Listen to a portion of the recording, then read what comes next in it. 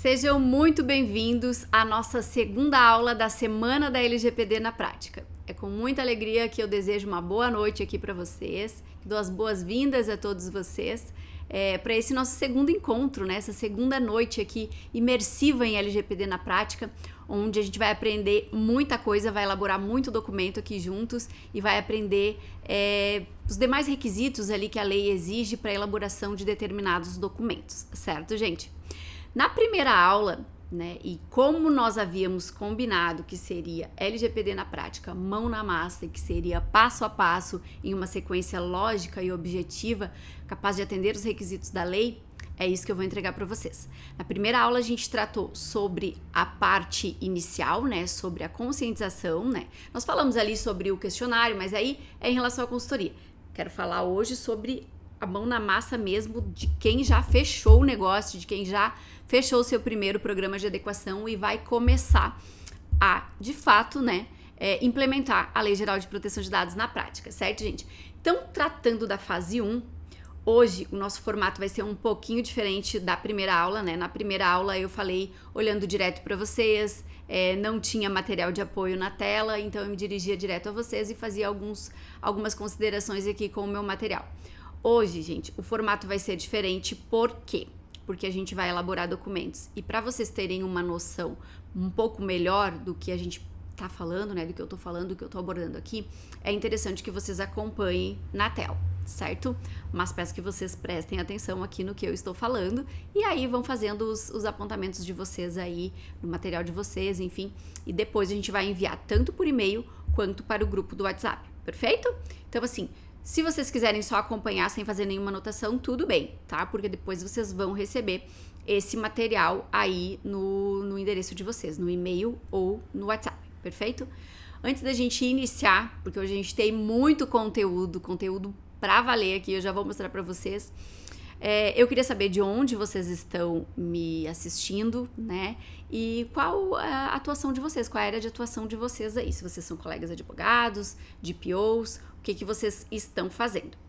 Certo, gente? Se vocês tiverem alguma dúvida, tanto em relação à primeira aula, quanto em relação a essa aula, vocês podem ir colocando ali no chat, tá? A minha equipe vai tentar responder o que eles conseguirem responder e o que eles não conseguirem, eu respondo para vocês amanhã ou no decorrer da semana, certo, gente? Vamos lá. A gente está tratando da fase 1, né? Porque a gente está aqui ainda, então, no plano de adequação à LGPD na prática, que é aquela etapa que nós já falamos, que é uma etapa que antecede a implementação do Programa de Governança em Privacidade e Proteção de Dados. Anotaram isso, né? Passada essa informação, gente, aqui a gente está tratando, então, da fase 1, a gente vai tratar do passo 3. Por quê? Porque na aula passada nós tratamos o passo 1, que é a conscientização prévia, que é alta gestão, colaboradores e titulares de dados, e tratamos também da criação do comitê multidisciplinar. Então, eu apontei ali para vocês que a gente já estudou, então, isso na aula 1, ambos os assuntos. Em relação à conscientização, eu trouxe um presente para vocês. Eu vou disponibilizar e depois a minha equipe vai enviar para vocês também por e-mail e no grupo do WhatsApp, tá? Então, quem não tá no grupo do WhatsApp já aproveita e entra, porque a gente acaba mandando sempre primeiro por lá.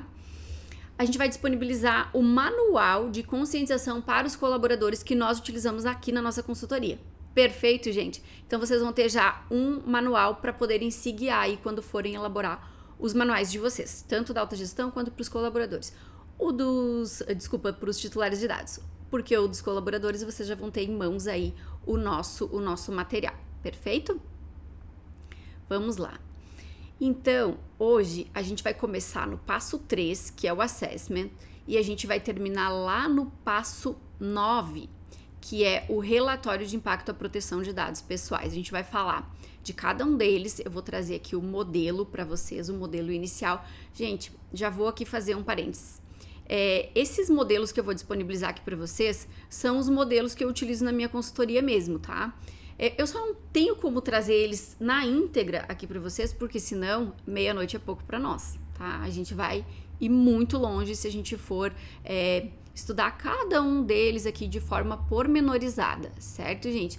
Então, assim, eu vou passar as noções e aí vocês vão ter condições, a partir dessas noções que eu vou passando, vocês vão ter condições e um olhar, né, mais abrangente sobre a forma de elaboração desses documentos, perfeito? Então vamos lá. Hoje a gente vai fazer então mapeamento de dados, mapa de fluxo de dados, vou passar ali as orientações para vocês, gap analysis, relatório de diagnóstico, elaboração do LIA. Esse, gente, é um documento que muita gente tem dúvidas. Muita gente tem dúvidas de quando elaborar, né, o LIA e de que forma ele é elaborado. E por fim, aqui o que eu falei. E aí, gente, na próxima aula, a gente vai falar então do plano de ação, certo? Vamos lá. Passo 3, Assessment LGPD. O que é o Assessment LGPD? Eu tô um pouco confusa aqui com essas telas, porque aquele dia eu só tinha que tratar em uma tela aqui, não precisava ficar cuidando de outras, né? Mas vamos seguindo que vai dar tudo certo, tá? O Assessment, gente, ele nada mais é do que um diagnóstico do cenário atual da empresa. Ou seja, é uma avaliação que a gente faz logo no início, quando a gente fecha o programa, né? Quando a empresa nos chama para conversar a respeito da implementação da lei. É como se fosse uma avaliação inicial desse cenário relacionado às operações de tratamento de dados que a empresa está realizando, tá? Diz respeito à maturidade dos processos, adesão e as estratégias de governança que a empresa está adotando em relação aos requisitos que a lei nos exige, tanto em relação à própria LGPD, como em relação ao Marco Civil da Internet, Lei de Acesso à Informação e demais regulamentos, né, demais leis, decretos que orientem a atividade da empresa. Então, por isso que é feito esse diagnóstico inicial. Eu acho que eu comentei com vocês na primeira aula que algumas empresas contratam consultorias somente para fazer essa primeira etapa, né? Essa etapa de assessment, que é fazer esse levantamento do cenário atual da empresa em relação à conformidade com a lei, ver se ela já atende alguns requisitos, né? E a quantas anda, né, esse programa todo de governança que a empresa entende já ter, tá? Geralmente esse assessment, vocês me perdoem que entrou uma mensagem aqui, geralmente esse assessment, ele compreende algumas atividades, como por exemplo o mapeamento de dados, a própria análise dos gaps, e a gente vai passar por tudo isso. Então todas essas atividades, elas vão estar nessa etapa inicial, tá? Que é nessa etapa de avaliação. Além da gente fazer a verificação em relação a esses requisitos da lei, o assessment, ele tem como finalidade uma avaliação prévia que a gente vai fazer em relação às técnicas comparativas, tá?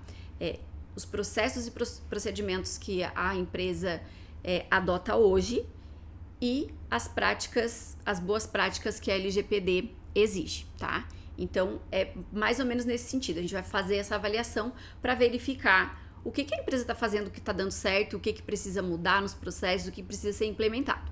Perfeito?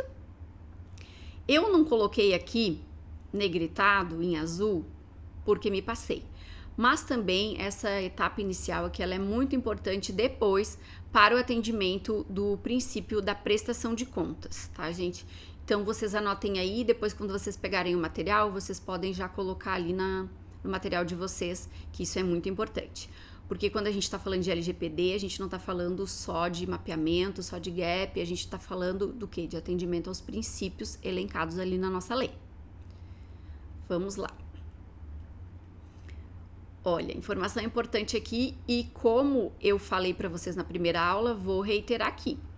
Aqui nessa etapa inicial de levantamento de informações acerca dos processos que a empresa já implementa e dos procedimentos que ela já adota, aqui nessa etapa é primordial que a gente tenha ao nosso lado um profissional da área de TI, porque grande parte dessas questões estão relacionadas ao ambiente digital. Então a gente precisa sim de um técnico de TI, tá?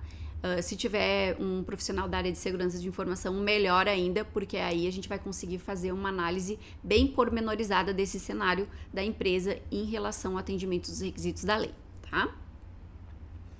Seguimos. E por que ele é tão importante, gente? Porque nele a gente vai definir também, aqui já nessa etapa inicial, as melhores estratégias para o desenvolvimento do plano de adequação. Porque como a gente vai verificar aqui o que é mais urgente que seja feito, o que a empresa, onde a empresa está acertando, onde a empresa está errando, a gente vai poder levantar essas informações, fazer um plano mais consistente e posteriormente implementar o programa de governança de forma mais efetiva, tá?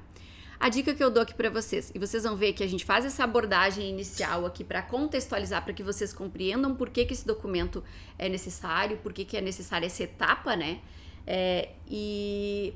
Mas a gente vai direto já aqui, na segunda parte, aqui a gente já vai direto pra mão na massa, que eu sei que vocês estão ansiosos, assim como eu, pra colocar a mão na massa, e a gente já vai chegar lá, tá?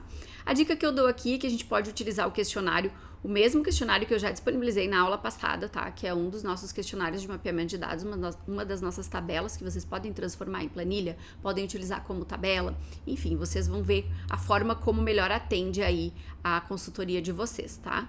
Podem utilizar então o questionário inicial disponibilizado na aula 1, aprimorá-lo, bem como o questionamento aqui dos gaps, tá? Análise dos gaps.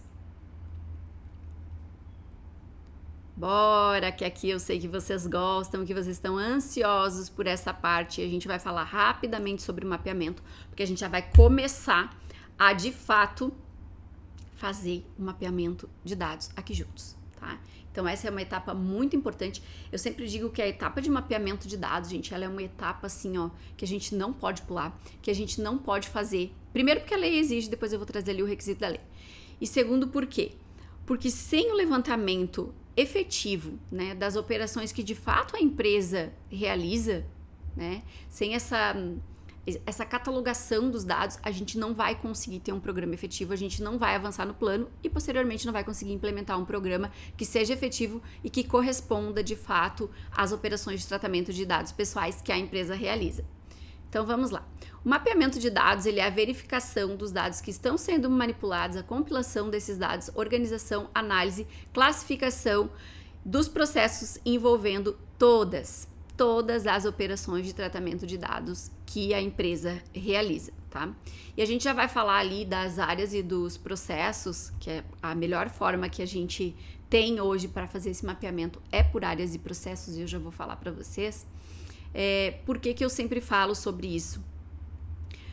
Porque quando a gente faz essa análise, quando a gente faz o levantamento dessas informações por áreas e de acordo com cada processo desenvolvido dentro daquela área, a gente tem de fato a realidade das operações que aquela área está realizando, né? Do tratamento de dados que aquela área está realizando. Então, por isso é importante que a gente desenvolva dessa forma. E eu comentei com vocês na outra aula que quando eu comecei, eu fazia uma salada de frutas, né? Eu não fazia por áreas e por processos, e depois eu cortava um dobrado para conseguir me achar nas informações que eu mesma havia ajudado a catalogar. Então, vamos lá. Já falei aqui para vocês por que essa parte é uma das fases mais importantes para adequação da lei, né? Porque por meio da realização do levantamento, né, dessas informações é que a empresa vai ter as informações necessárias para o desenvolvimento do plano de adequação e para a posterior implementação do programa de governança, que nada mais é do que a execução das medidas levantadas e verificadas ali na etapa de preparação, na etapa do plano. Perfeito? Bora, gente. Então, assim, o mapeamento de dados, ele é obrigatório? A lei não traz de forma, assim, específica, ela não dispõe, assim, nenhum artigo, é obrigatório, para adequação à LGPD é obrigatório o mapeamento de dados. Não tem um lugar na lei, pelo menos eu nunca encontrei, que fale essas duas palavras, mapeamento de dados, tá? Então, o que acontece? A gente traz aqui uma referência ao artigo, já vou trazer aqui para vocês o artigo. Deixa eu ver, que eu perdi o artigo, gente. Bom, depois eu coloco ali para vocês, se não tiver aqui, deve estar mais para baixo, que fala sobre o registro das operações, tá? O dispositivo da lei menciona, só que eu não botei o artigo, né? Eu tinha certeza que ele estava ali, mas eu vou providenciar para vocês. O dispositivo da lei menciona que o controlador e o operador devem manter registro das operações de tratamento de dados pessoais que realizarem, especialmente quando baseado no legítimo interesse, tá? Então, como eu falei para vocês, a lei não trouxe maiores detalhes sobre esse registro de operações de tratamento de dados pessoais. Contudo, os registros aos quais a lei aqui se refere são, na verdade, esse compilado de informações que a gente levanta aqui por meio do mapeamento de dados, tá? Inclusive, gente, eu não sei se vocês viram, mas houve uma fiscalização da ANPD com a aplicação de uma sanção ao INSS e uma das advertências foi nesse sentido. O INSS não tinha o registro das operações de tratamento de dados que estava realizando, tá? Guardem essa informação, porque depois, mais adiante, eu vou trazer outra questão que foi pontuada, que foi objeto de advertência da nossa NPD, né? Em relação ao INSS por não atenderem os requisitos da lei. Então, quando eu falo que LGPD é no detalhe, é isso. A gente tem que se atentar a esses detalhes trazidos pela lei. Às vezes, não de forma completamente explícita ali no texto legal, né? Mas que, com base na interpretação, a gente tem que trazer para dentro do nosso programa de adequação, tá? Quem me segue já nas redes e quem não me segue, já me segue lá no Instagram, no YouTube, tá? Porque lá eu coloco bastante conteúdo, assim, principalmente essas coisas, essas notícias que vão saindo, essas fiscalizações da NPD, as matérias da NPD, eu coloco bastante coisa lá nas minhas redes. Então, e como que a gente realiza esse mapeamento de dados? Lembra que a gente já fez lá, já estruturou o comitê multidisciplinar? Então, quando a gente chegar aqui nessa fase de mapeamento de dados, pressupõe-se que o comitê já esteja estruturado, que a gente já tenha ali uma delimitação das atividades, né, das atribuições e responsabilidades de cada membro do comitê. E aí, então, a gente vai começar a pôr a mão na massa efetivamente, tá? O que eu sempre falo, gente? Eu tratei muito disso na primeira aula também. Nada melhor do que quem conhece as operações de tratamento de dados para fazer o levantamento dessas informações. Então, o comitê multidisciplinar, né? É muito importante que no comitê estejam colaboradores da empresa, porque são eles que conhecem a fundo as operações de tratamento de dados que a empresa realiza e eles são a pessoa mais adequada são as pessoas mais adequadas para fazer esse levantamento, tá? E nessa fase é muito importante que a gente tenha em mente o quê? Que ela deve ser realizada por áreas e por processos, tá? Nessa fase, então, é necessária a compreensão de todos os processos envolvendo o tratamento de dados pessoais que cada área realiza. Então, o questionário vai ser destinado a todas as áreas da empresa e dizem respeito tanto aos dados coletados, né, tratados ali em ambiente físico, quanto no digital. Além de ser necessário que cada área responda o questionário, esse também deverá ser respondido de acordo com cada processo onde é realizado o tratamento de dados pessoais dentro dessas áreas. Bom, gente, vamos lá. E o que são áreas, então, e processos que eu tanto falo e tanto defendo que o mapeamento seja feito dessa forma? Trouxe aqui para vocês, ó. De forma muito didática, as áreas são os setores da empresa que realizam as atividades envolvendo dados. E os processos são as atividades efetivamente realizadas dentro de cada área. Exemplo, eu trouxe aqui 2 exemplos, um do marketing e um do RH, se eu não me engano. No marketing, tá? O marketing, então, é o quê? É uma área, a área de marketing da empresa. O que a área desenvolve? O que essa área desenvolve? Por exemplo, eu trouxe aqui 2 exemplos. Envio de news e campanhas de marketing e remarketing, tá? Então, o que a gente vai ter aqui? Os processos que essa área está desenvolvendo. Dentro de cada um desses processos, ela vai, então, catalogar as informações que ela está tratando dentro de cada um desses processos. Óbvio que tem, né, eu trouxe 3 aqui, 2 ou 3 do marketing, vou trazer mais uns 2 aqui do RH. Mas cada área desenvolve um número de processos diferentes, tá? Envolvendo aí o tratamento de dados pessoais. Então, mais embaixo aqui eu trouxe um outro exemplo para vocês, que é o quê? O RH. Aqui na área de RH, por exemplo, eu trouxe quantos exemplos? Folha de pagamento, recrutamento, medicina do trabalho. Trouxe 3 exemplos aqui de processos que são realizados dentro desta área. E agora, gente? E agora a gente vai para o mapeamento de dados na prática, tá? Eu trouxe aqui para vocês exatamente o modelo que eu utilizo na minha consultoria, tá? Só que assim, gente, nem sei quantos questionamentos tem aqui agora, porque eu não recordo assim de cabeça, porque eu já elaborei esse material tem uns dias. Mas assim, se eu fosse trazer todo o meu mapeamento de dados aqui, a gente ia seguramente até perto da meia-noite, conversando a respeito dele, tá? Então, aqui eu trago um norte para vocês. Eu já disponibilizei uma das nossas tabelas, né? Tem lá, acho que eu não sei, acho que 40 questionamentos, não recordo, mas assim, a gente vai muito além. E o que é importante pontuar aqui? Que às vezes, quando a gente está realizando o mapeamento, a gente vai verificando a necessidade de incluir novos questionamentos de acordo com a atividade que a empresa realiza. Então, eu sempre falo, LGPD é no caso a caso, é caso concreto, cada empresa vai funcionar de uma forma e talvez a gente tenha que mexer nesses questionamentos aqui para que a gente deixe de forma muito sistematizada essas informações, tá? Então, vamos lá. Seguimos aqui, então. O que eu quero trazer aqui para vocês? O que vocês podem fazer? E vocês podem fazer assim em formato de tabela, vocês podem fazer em formato de planilha, como atender melhor aí a necessidade de vocês. Perfeito, gente? Vamos lá.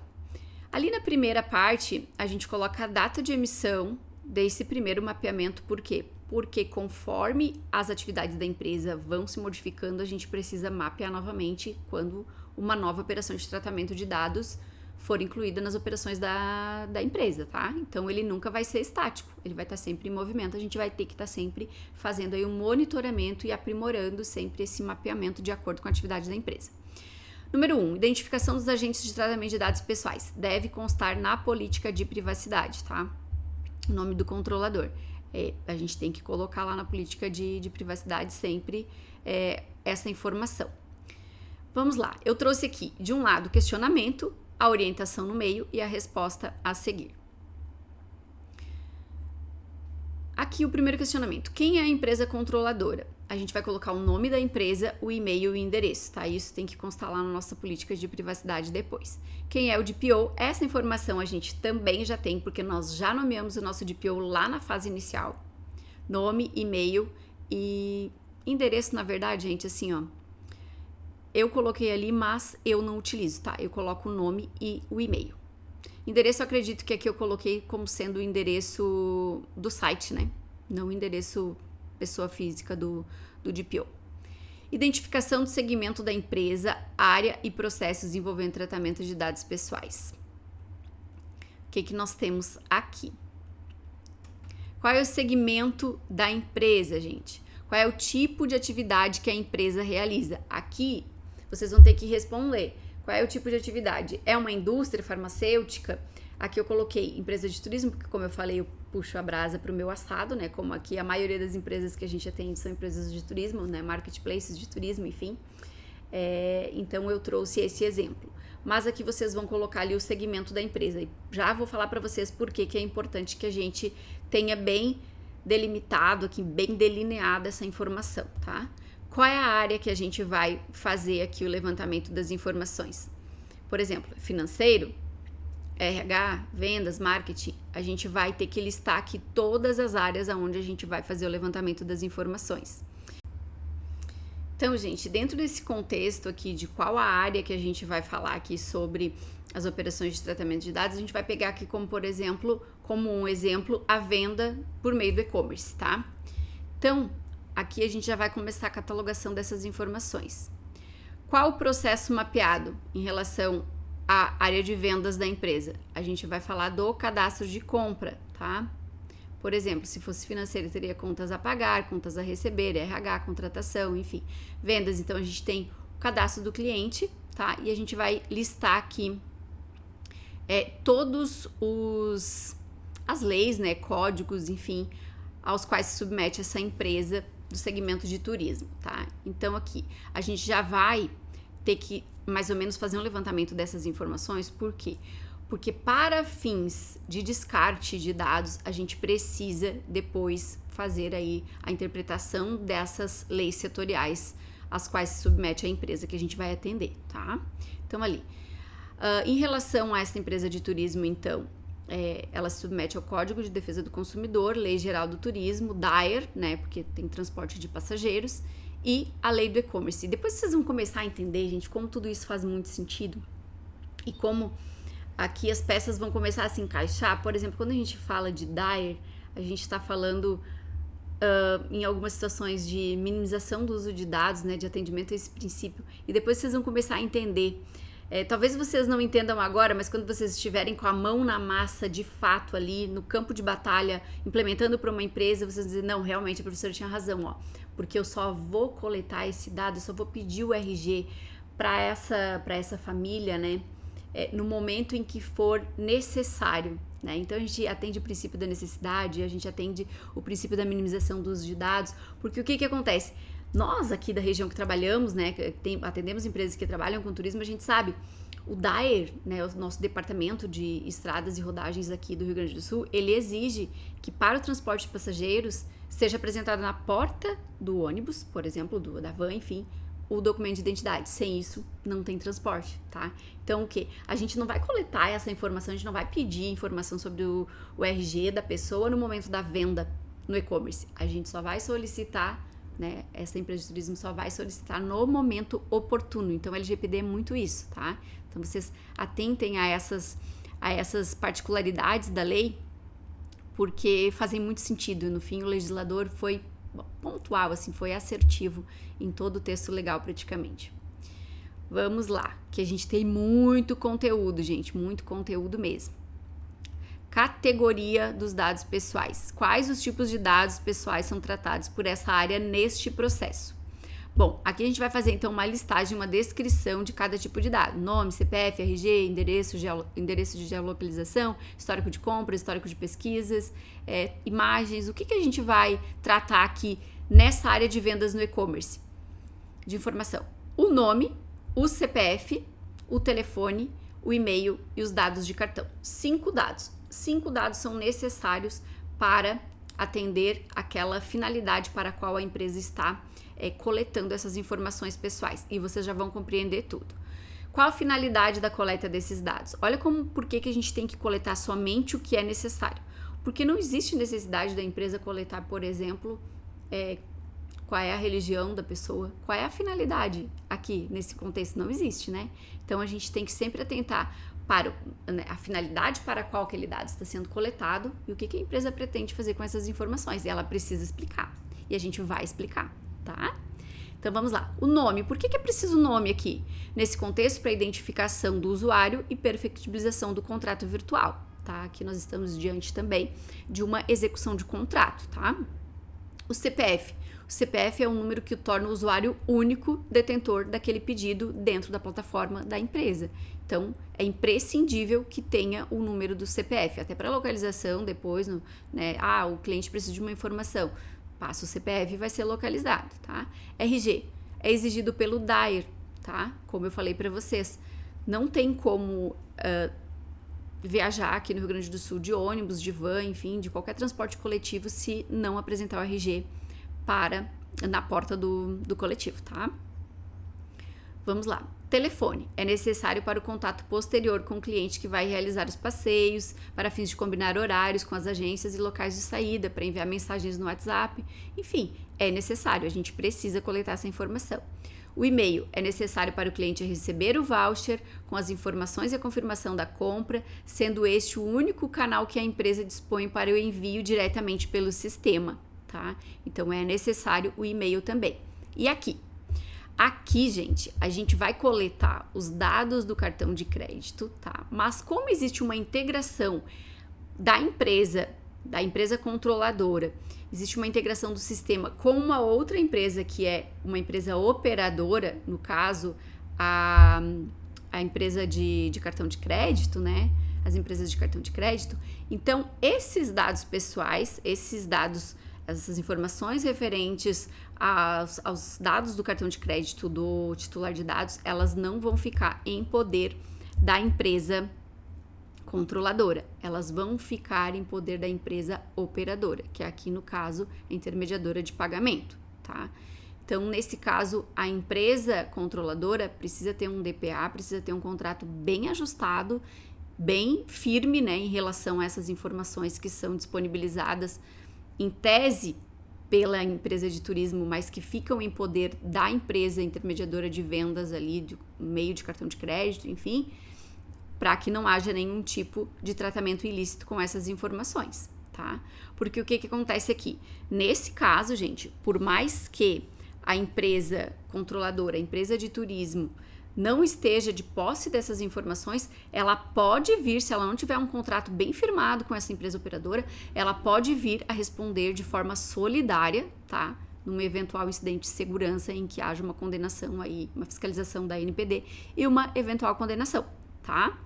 Então, é importante sempre ter isso bem explicado, tá? Isso tem que constar também na política de privacidade da empresa.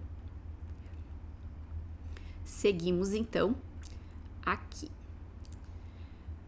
Telefone, e-mail, dados do cartão, isso está repetido.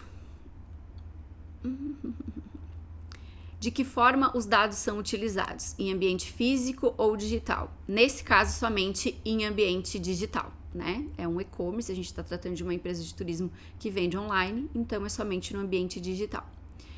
Qual a base legal utilizada para o tratamento dos dados aqui nesse contexto, gente?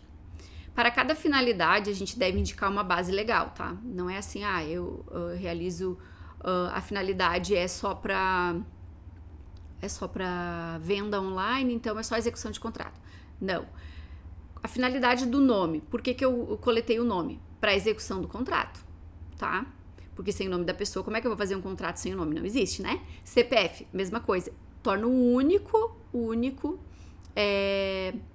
uma das únicas partes, né, que a gente consegue identificar dentro desse contrato.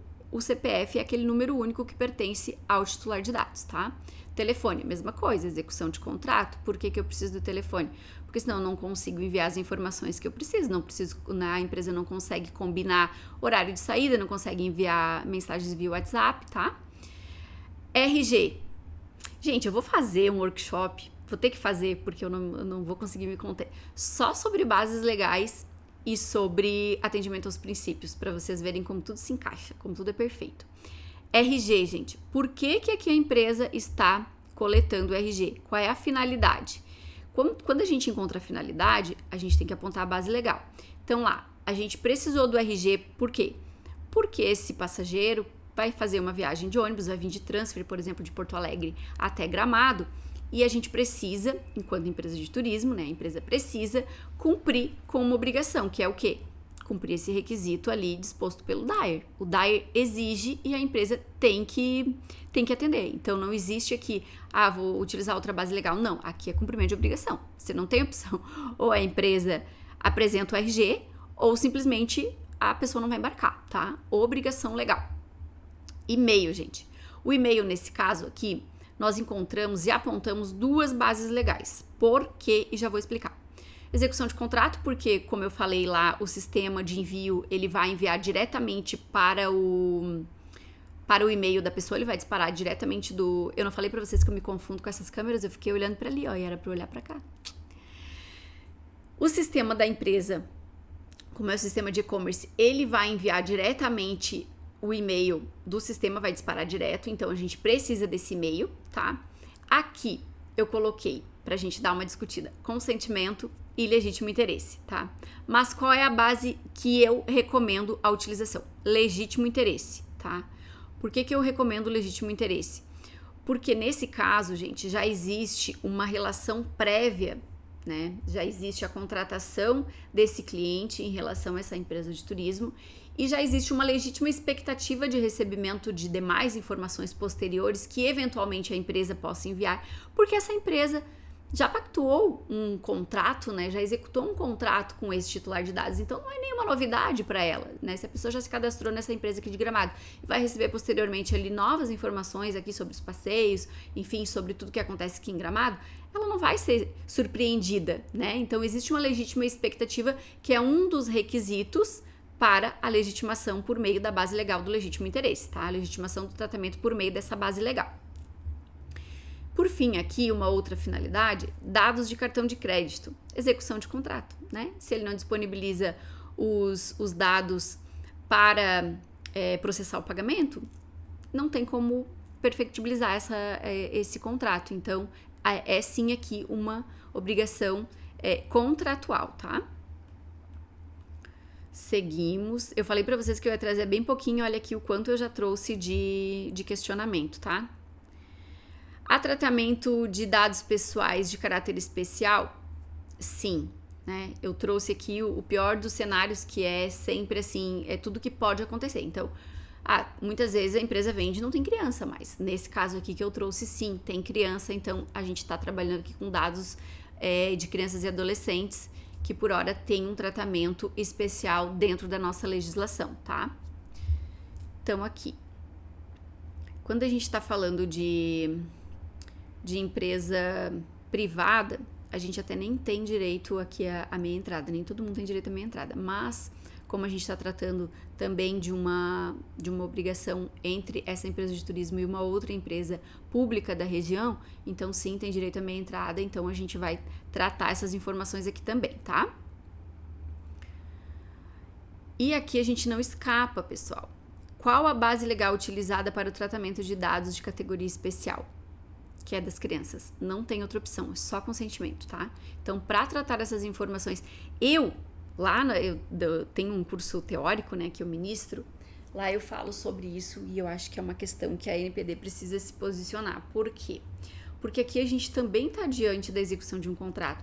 Se não houver o fornecimento dessas informações dessa criança, né, desse titular de categoria especial, a gente não vai conseguir perfectibilizar o contrato. Então aqui, embora a lei não traga nenhuma ressalva e nos conduza ao entendimento de que a gente precisa utilizar a base legal do legítimo interesse do consentimento, eu acho que há controvérsias, tá? Mas a gente vai utilizar sim o consentimento nesse caso, tá?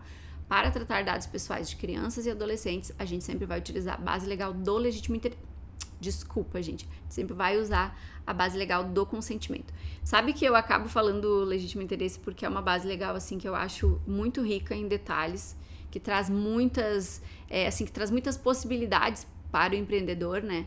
E que, se utilizada de forma correta, assim, ó, deixa o empreendedor, o controlador, um pouco mais livre aí para tratar dados pessoais, claro, sempre, né, levando em consideração aí, fazendo um sopesamento, né, de um lado os interesses da empresa e de outros direitos e liberdades fundamentais do titular de dados, tá? Mas é uma base bem interessante pra gente estudar e eu particularmente gosto muito dela. Lembrando que não existe hierarquia entre as bases, tá, gente? Nem consentimento, nem legítimo interesse, nada, tá? Nem execução de contrato, obrigação legal, nada. Não existia hierarquia entre elas. Existia, quando a LGPD surgiu, esse protagonismo do consentimento, mas hoje já caiu por terra. Eu acredito que já tenha caído por terra. No início a gente via muito assim, para tudo se pedia consentimento. Vejo ainda bastante coisa assim, mas hoje já é bem menos intenso esse movimento aí em favor do consentimento, tá? Há tratamento de dados de pessoais sensíveis? Não, a empresa aqui não trata nenhum dado sensível. Qual a base legal utilizada para o tratamento de dados sensíveis? Não se aplica, então vocês vão sempre colocar isso, vocês vão catalogando dessa forma, tá? Qual o tempo de retenção? Os dados, gente, eles somente podem ser mantidos enquanto eles tiverem uma finalidade, tá? Enquanto a empresa controladora tiver uma finalidade para o tratamento daquela informação. Diferente disso, atingiu a finalidade, não tem mais nenhuma serventia aquele dado pessoal, ele precisa ser descartado de forma correta, tá? Aqui, como a gente se submete, né, no caso aqui dessa empresa, ela se submete ao Código de Defesa do Consumidor, qual é o tempo de retenção desse dado? 5 anos, artigo 27 do CDC, tá? Para defesa em processo judicial, eventualmente aconteceu algum problema aí com esse passeio, enfim, então precisa ficar com esse dado aí retido durante esse tempo. Como eu falei para vocês, os questionamentos aqui são muitos, tá? Muitos. Depois eu vou também providenciar ali em relação aos gaps, um outro tipo de questionamento, mas vocês vão entender que o contexto é praticamente assim o mesmo, que a gente vai, aqui nessa fase inicial do mapeamento, a gente cataloga os dados, depois lá na fase do gap, a gente vai ver o que a empresa está fazendo, o que está acertando, o que está errando, e depois a gente faz um compilado geral, que é aquele assessment inicial, que é aquela avaliação sobre a maturidade da empresa em relação às operações de tratamento de dados pessoais, o que ela acerta, o que ela erra, enfim, tá? Então aqui como bônus, eu vou disponibilizar depois para vocês, vou mandar por e-mail, um modelo de uma das nossas planilhas de mapeamento de dados, tá? Das nossas tabelas. Eu gosto de fazer assim em formato de tabela, porque eu acho mais fácil de procurar depois, mas como eu falei para vocês vão poder fazer e incrementar, aprimorar, enfim, como vocês acharem melhor. Vamos lá, vamos seguindo Espero que vocês não estejam cansados ainda, porque a gente tem bastante conteúdo hoje. Todas essas etapas ali, eu comecei pelo assessment, que era o passo 3, agora a gente fez, né, antes aqui o mapeamento, que é o passo 4, e agora a gente vai para o passo 5 do plano de adequação à LGPD. Lembrando que o plano de adequação é uma etapa preparatória, uma etapa que antecede a implementação do programa de governança. E o programa de governança é a fase de execução dessas medidas verificadas, dessas medidas que a gente verificou e levantou aqui, dessas informações que a gente levantou aqui nessa fase inicial do plano de adequação à Lei Geral de Proteção de Dados. Mapa de fluxo de dados. O que é um mapa de fluxo de dados, gente? É um mapa que a gente pode estruturar para a gente fazer uma verificação do fluxo de informações, aonde o dado é coletado, para onde ele vai, né, de que forma ele é manipulado e depois de que forma a empresa realiza o descarte dessas informações pessoais. Então aqui, ele é um meio pelo qual é possível verificar o fluxo de informações referentes a um processo envolvendo o tratamento de dados pessoais que a empresa está realizando, tá? A gente fala aqui de um fluxograma, tá? Que é uma forma de, na verdade é um processo simples por onde a gente consegue ver por onde o dado está transitando, tá? A finalidade dele é uma verificação visual de todo o processo envolvido em determinada operação envolvendo tratamento de dados, e aqui eu faço uma ressalva. Esse fluxograma, ele é muito interessante para deixar com aquela pessoa responsável por prestar informações aos titulares de dados, né? Porque a gente sabe que os titulares de dados têm diversos direitos dentro da nossa legislação e que a empresa precisa atender esses direitos dos titulares. Então, a empresa vai precisar treinar uma pessoa para atender esses titulares de dados, e utilizar o fluxograma é muito interessante, porque aí o colaborador ele já vai direto na informação, porque ele vai saber exatamente onde ela vai estar, tá? Então, é uma forma visual, né? Uma forma mais simplificada, mais fácil de fazer essa verificação. Então, a finalidade da realização dessa atividade é a verificação visual de todo o processo envolvido em determinada operação. Ele deve ser criado após a realização do mapeamento de dados, porque onde a gente vai... Claro que a gente vai criar mais de um fluxograma, né? Porque a gente está trabalhando com várias informações. Então, depois do mapeamento que a gente já levantou as informações de cada área, em cada processo, a gente consegue fazer esse fluxograma. E também, gente, ela vai possibilitar, então, de forma facilitada, simplificada, né, a verificação de todo o fluxo de dados referente ao tratamento de dados que a empresa está realizando. Perfeito? Agora a gente vai direto ali para um roteiro, onde eu vou passar para vocês aqui a forma, né, a melhor forma de elaborar esse mapa de fluxo de dados, tá? Primeiro, e aqui vou trazer, eu acho que tem aqui embaixo, eu trouxe aqui, sim, estruturar no formato de fluxograma pelo draw.io. É o melhor que tem para fazer mas dá para fazer no Canva também, tá, gente? Como vocês entenderem melhor. Eu acho que eu fiz no Canva, se eu não me engano. O modelo que eu utilizo, o modelo geral, eu fiz no Canva. E dá super certo, dá para fazer um mapa bem interessante lá pra gente poder se achar dentro dessa gama de informações, tá? Então, o que a gente precisa para fazer a elaboração desse mapa de fluxo de dados? Identificar a forma como o dado foi coletado, se foi no cadastro na plataforma, se foi em meios físicos, se foi por meio de news, se foi por meio de conteúdo disponibilizado de forma gratuita, né? Gente, tivemos um problema técnico, igual aconteceu na primeira aula, mas já foi resolvido, tá? A gente vai retomar aqui, então, eu tinha parado ali na identificação da forma, né, como o dado foi coletado, se foi em cadastro, em plataforma, em meios físicos, se foi por meio de news, né. Número 2, a forma de armazenamento, né, o tratamento em geral, se foi banco de dados, se foi um formulário físico, onde está esse dado hoje, né? Ele foi coletado ali, por exemplo, na plataforma, mas para onde ele foi direcionado? Ele está lá no banco de dados ou ele está num ambiente, por exemplo, num drive? É meio impossível isso, né? É meio impossível não, é meio difícil de acontecer. Geralmente, quando ele é coletado assim numa plataforma, ele vai para um banco de dados. Mas existem outras situações em que se coleta o dado e ele fica guardado lá no drive, ou ele fica mesmo em ambientes físicos, né? Então, a gente tem que ter essa atenção aí para a operação de tratamento de dados que a empresa está realizando, tá? Número 3, compartilhamento de dados, de que forma ele foi feito. com fornecedores, com parceiros comerciais, empresas de publicidade, com a empresa que presta o serviço de contabilidade. Aonde que foi parar esse dado, né? De que forma ele foi compartilhado com essas empresas. E depois, por fim, vocês podem colocar aqui, eu trouxe 3, mas enfim, vocês vão depois sentindo e colocando aí no fluxograma de vocês. Descarte de dados, de que forma o dado vai ser descartado, quando, né? Qual o prazo de retenção dessas informações que a gente está catalogando aqui nesse fluxograma, né? Para uma análise mais visual. Então, tudo isso a gente precisa pontuar e colocar dentro desse fluxograma. Ele é obrigatório? Não é obrigatório, mas facilita, como eu falei para vocês, facilita aí a vida de quem vai atender os direitos dos titulares, né? Trazendo uma forma mais visual e mais simplificada de todo o ambiente aonde esse dado transita, certo, gente? Vamos lá. A dica que eu trago aqui para vocês, estruturar em formato de fluxograma, né? Essas informações aqui que eu coloquei, e o Draw.io é uma opção e o Canva é outra opção que eu trago. Eu, particularmente, acho muito mais fácil o Canva, tá? Muito mais fácil. Vamos agora para o passo 6, tá? Gap Analysis, que é a análise das lacunas, né? Ou brechas de segurança aí em relação às operações que a empresa realiza, tá? Aqui, na realização do Gap, também a gente busca um cenário atual da empresa, o cenário real e atual da empresa.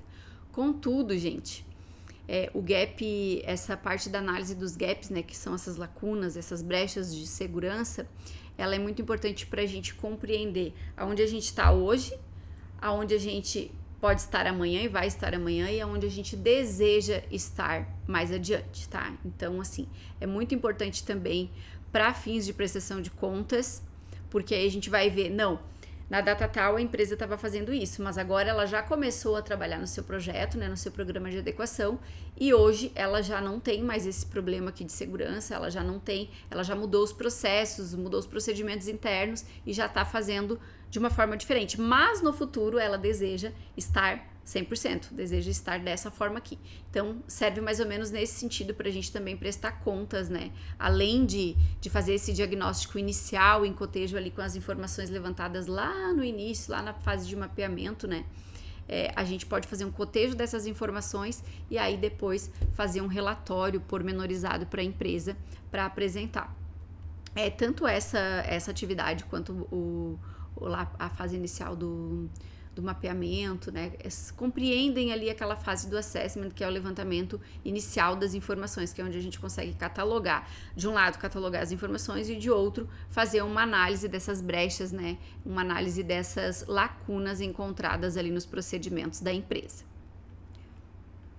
Vamos lá. Bem o que eu falei para vocês. Há na essência do gap alguns questionamentos, tá? Onde estamos agora e onde queremos chegar, como queremos estar, tá? Então, o que acontece? Já de início, quando se faz esse levantamento, aqui nessa fase já é possível que a empresa comece a melhorar os seus processos, que ela implemente medidas, assim, eu diria de forma um pouco mais rápidas, né? Antes mesmo da implementação de todo o programa que vai acontecer depois da fase final aqui dessa fase do plano de adequação, tá? Então já dá para ir tomando algumas atitudes, para ir fazendo o que precisa ser feito de forma mais urgente. Agora, gente, deixa eu falar uma coisa para vocês que é muito importante. Quando a gente faz essa análise inicial, a gente já vai pontuar. Eu acho que eu já comentei isso com vocês lá na primeira aula. Por exemplo, a empresa tem um site e ela não tem política de privacidade. A gente já vai direto nas informações mais importantes lá dentro do mapeamento e já vai editar uma política de privacidade.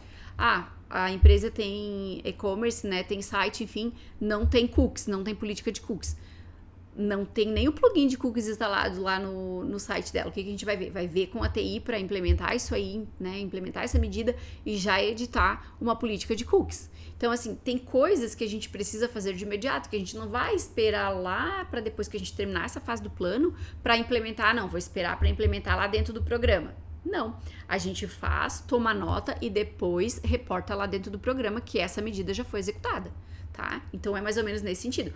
Gente, quero que vocês Acompanhe esse raciocínio aqui, é uma coisa que eu falo, assim, que todo mundo acha engraçado, mas não sei se vocês aí são pais, são mães, enfim. Eu sou mãe, tá? Sou mãe de um menininho de 6 anos. E quando eu tive o João Felipe, eu lia bastante coisa. Antes de ter o João Felipe, eu ficava pensando, nossa, mas eu vou fazer assim, não vou repetir o erro que fulano tá repetindo, vou fazer diferente e tal. Teoria, gente. Teoria. Então, assim, LGPD é como criar um filho, é como ter um filho. Na teoria, ela é uma coisa. Na prática, ela é outra completamente diferente, tá? E eu falo com propriedade porque tanto no campo de batalha aí da LGPD na prática mesmo e interpretando a teoria, a gente vê que não funciona da mesma forma depois quando a gente vai colocar a mão na massa mesmo, efetivamente. A maternidade é igual.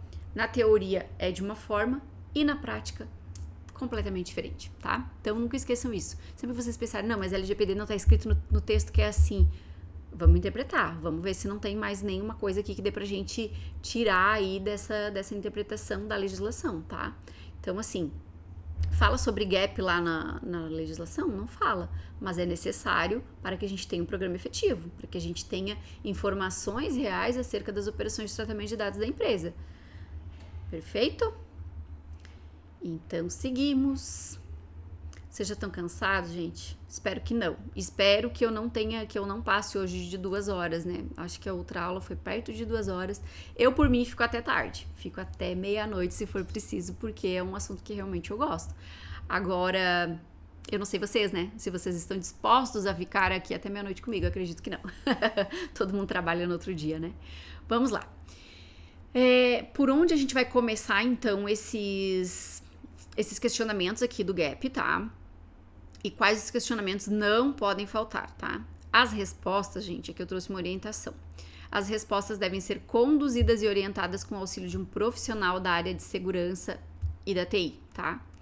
O profissional que for conduzir e orientar o gap poderá incluir ou excluir questionamentos de acordo com suas pretensões e entendimento acerca das atividades da empresa. O que eu falei? Caso a caso, caso concreto. Se determinado questionamento não diz respeito àquela empresa, põe do lado, não se aplica e faz o questionamento de acordo com aquilo que entende ser a realidade da empresa, tá? Contudo, quanto mais perguntas forem realizadas, mais pontual será o resultado da análise. A tabela abaixo apresenta uma visão geral acerca dos principais questionamentos necessários à identificação das lacunas de segurança existentes na empresa. Bora lá de mão na massa, gente! O que a gente precisa fazer de questionamento para a empresa aqui nessa fase do Gap Analysis, tá? Das formas de sistematizar os riscos e aplicar as medidas mitigatórias. A gente vai colocar ali a data de emissão, por quê? Porque também vai servir como comparativo o antes e o depois, tá? Como estou agora e como desejo ficar. Então, vamos lá. Isso aqui é muito importante, gente, porque a gente vai ver o comprometimento também da empresa em relação, né, à adoção das medidas necessárias aí ao atendimento dos requisitos da lei. Então, é muito importante que a gente já tenha essa visão geral aqui do que a gente vai, de fato, questionar a empresa para trazer essa compreensão para dentro do nosso programa, tá? Número 1, a alta gestão da empresa já possui uma visão geral acerca da LGPD e consciência sobre a necessidade da implementação de uma nova cultura de privacidade e proteção de dados? Gente, aqui nessa fase, o que a gente vai, o que eu espero já que vocês possam escrever ali? Que a gente já realizou uma palestra inicial de conscientização da alta gestão, que a alta gestão já está comprometida com todo o programa de adequação, dando total suporte para a consultoria, né, para os demais profissionais envolvidos aí nesse grande projeto. Então, assim, aqui a gente já tem um ponto positivo dentro do nosso gap. Por quê? Porque a gente já tem uma alta gestão comprometida. A gente já tem a alta gestão do nosso lado ali, sabe, trabalhando no sentido da conformidade. Então aqui a gente já tem um ponto bem interessante, né, um ponto bastante positivo aqui para nossa consultoria e para o programa como um todo, tá? Caso a empresa ainda não tenha feito essa palestra, né, caso a consultoria ainda não tenha feito essa palestra para a empresa, não tenha conscientizado já a alta gestão a respeito disso, e por isso que eu trago aqui e reitero que um dos primeiros passos é a conscientização, tanto dos colaboradores como da alta gestão, tá? É por isso, porque eu sei que de uma hora ou outra as informações vão se encontrar. E elas precisam se encontrar para que o nosso programa seja efetivo, tá? Seguimos. Existe na empresa uma área específica responsável pela segurança das informações pessoais dos titulares? Então, gente, As empresas, a maioria das empresas aqui no Brasil são empresas de pequeno porte, né? Empresas menores, assim, não são grandes corporações, grandes organizações, tá? Geralmente o que a gente vê? Empresas de grande porte têm uma área, né, específica de TI, tem uma área específica de RH, tem uma área específica de segurança da informação, está sendo um dos profissionais mais buscados hoje na atualidade, profissional da área de segurança. E assim, quem tem tem ouro. Então eu já digo para vocês que o Implementando LGPD tem ouro, né? Porque nós temos um professor aí com uma bagagem, gente. Nosso professor de segurança, de TI segurança, é um profissional de uma bagagem que, assim, eu sou muito grata, sabe? Muito grata por ter ele do meu lado, assim, porque é um profissional que não tem explicação. O professor Carlos, ele tem aproximadamente, gente, eu não quero contar a idade dele, né? Eu brinco com ele, não vou contar a tua idade, Carlos, mas assim, tu tem de tempo de experiência o que eu tenho de idade. Gente, ele é muito experiente, ele é um profissional que já atuou em grandes empresas de TI, na área de infraestrutura. Então, assim, bom, depois eu vou colocar ali as credenciais do Carlos e vou mostrar pra vocês. Não vai ser nessa aula, provavelmente vai ser na última, porque daí lá a gente vai falar sobre, né, TI e segurança. Mas assim, eu tenho ouro aqui pra colaborar aqui com vocês também, tá? Vamos lá. A empresa já possui uma definição das políticas internas de privacidade e proteção de dados, gente? Por exemplo, há código de condutas e boas práticas? A empresa já tem isso? Se a empresa tem, mais um ponto positivo. Se não tem, bora elaborar esses documentos, porque a gente precisa que eles sejam elaborados, tá? Não necessariamente que eles sejam elaborados aqui nessa fase. A gente pode, né, começar a edição dessas informações e depois incorporá-lo ao nosso programa. Mas tudo vai sendo levantado aqui, vai sendo editado, vai sendo feito, né? Porque o que eu sempre falo? A implementação da lei, gente, não é de um dia para o outro, não é feito em 30 dias. Engraçado, eu não sei se vocês recordam, eu acho que eu cheguei a postar, não recordo agora, mas acho que sim. Logo que a lei entrou, né, em vigência, passou a ser, de fato, uma obrigação legal, né? Tinha, assim, no Google, né, uma brincadeira. Como implementar a LGPD em 24 horas, né? O pessoal brincava, assim, que tinha essa pergunta lá no Google, porque realmente eu acho que muita empresa, né, se viu ali obrigada a tentar fazer alguma coisa em um curto espaço de tempo. Mas, o que eu penso sobre isso? Primeiro, não existe, né, gente? É uma brincadeira, né? Primeiro, em 24 horas, impossível, não tem como. Mas, assim, é um projeto a longo prazo, a depender do porte e do tipo de atividade da empresa, a longuíssimo prazo, né? E outra coisa é que o programa, ele nunca vai ter um fim, né? Depois lá na terceira aula a gente vai estudar sobre o monitoramento do programa. Sempre que a empresa estiver fazendo novas atividades, estiver com novas operações de tratamento de dados, o programa vai estar em movimento, tá? Ele nunca vai ser estático. O mapeamento nunca vai ser estático, o programa como todo nunca vai ser estático, tá? Porque a empresa está sempre em movimento, né? Entra um hoje, sai outro amanhã, muda uma área aqui, muda uma área ali, tira uma área daqui, nasce uma área nova. Então é assim, ele vai estar sempre em movimento. Então, se não tem ainda essas políticas ali de boas práticas e condutas, bora elaborar esses documentos, como eu falei. Houve a criação do comitê multidisciplinar pela empresa, verificar se já foi criado. Vocês, meus alunos aqui da Semana da LGPD, que vão já começar aí com seus projetos novos, né, nos próximos dias, vocês já vão ter o comitê criado, porque assim, muito do sucesso do programa também depende um pouco da pressão do consultor, tá? Porque se a gente deixar só pela empresa, nem sempre as atividades vão sair dentro do cronograma que a gente estabeleceu. Então a gente precisa dar uma pressão nesse pessoal aí, fazer o pessoal trabalhar, tá? Porque é detalhe. Vocês estão vendo que é bastante detalhe, que é bastante documento para elaborar, que é muita coisinha para fazer questionamento.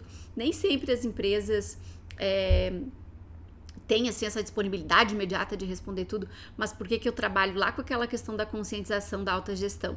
Porque no momento que eu conscientizo o gestor, o dono da empresa, né, um dos gestores, enfim, o líder, né, um gerente, no momento que eu conscientizo ele tá do meu lado, eu vou cobrar ele, ele vai cobrar a equipe.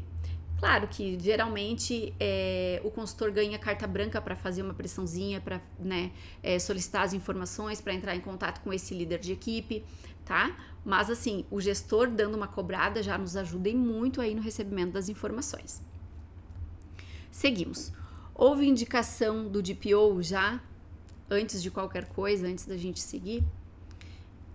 Eu acredito que os meus alunos sim, né? Se pegaram a consultoria, se estão prestando essa consultoria, se pegaram esse programa para executar, já indicaram um DPO, até porque se a empresa precisava urgentemente de uma política de privacidade, essa informação tem que constar lá na política de privacidade. Então, a gente já tem que ter sim um DPO nomeado, tá? Vamos ver se temos mais algum questionamento. Gente, como eu falei para vocês, são inúmeros os questionamentos, tanto lá do mapeamento, quanto aqui dessa fase da análise dos gaps, tá?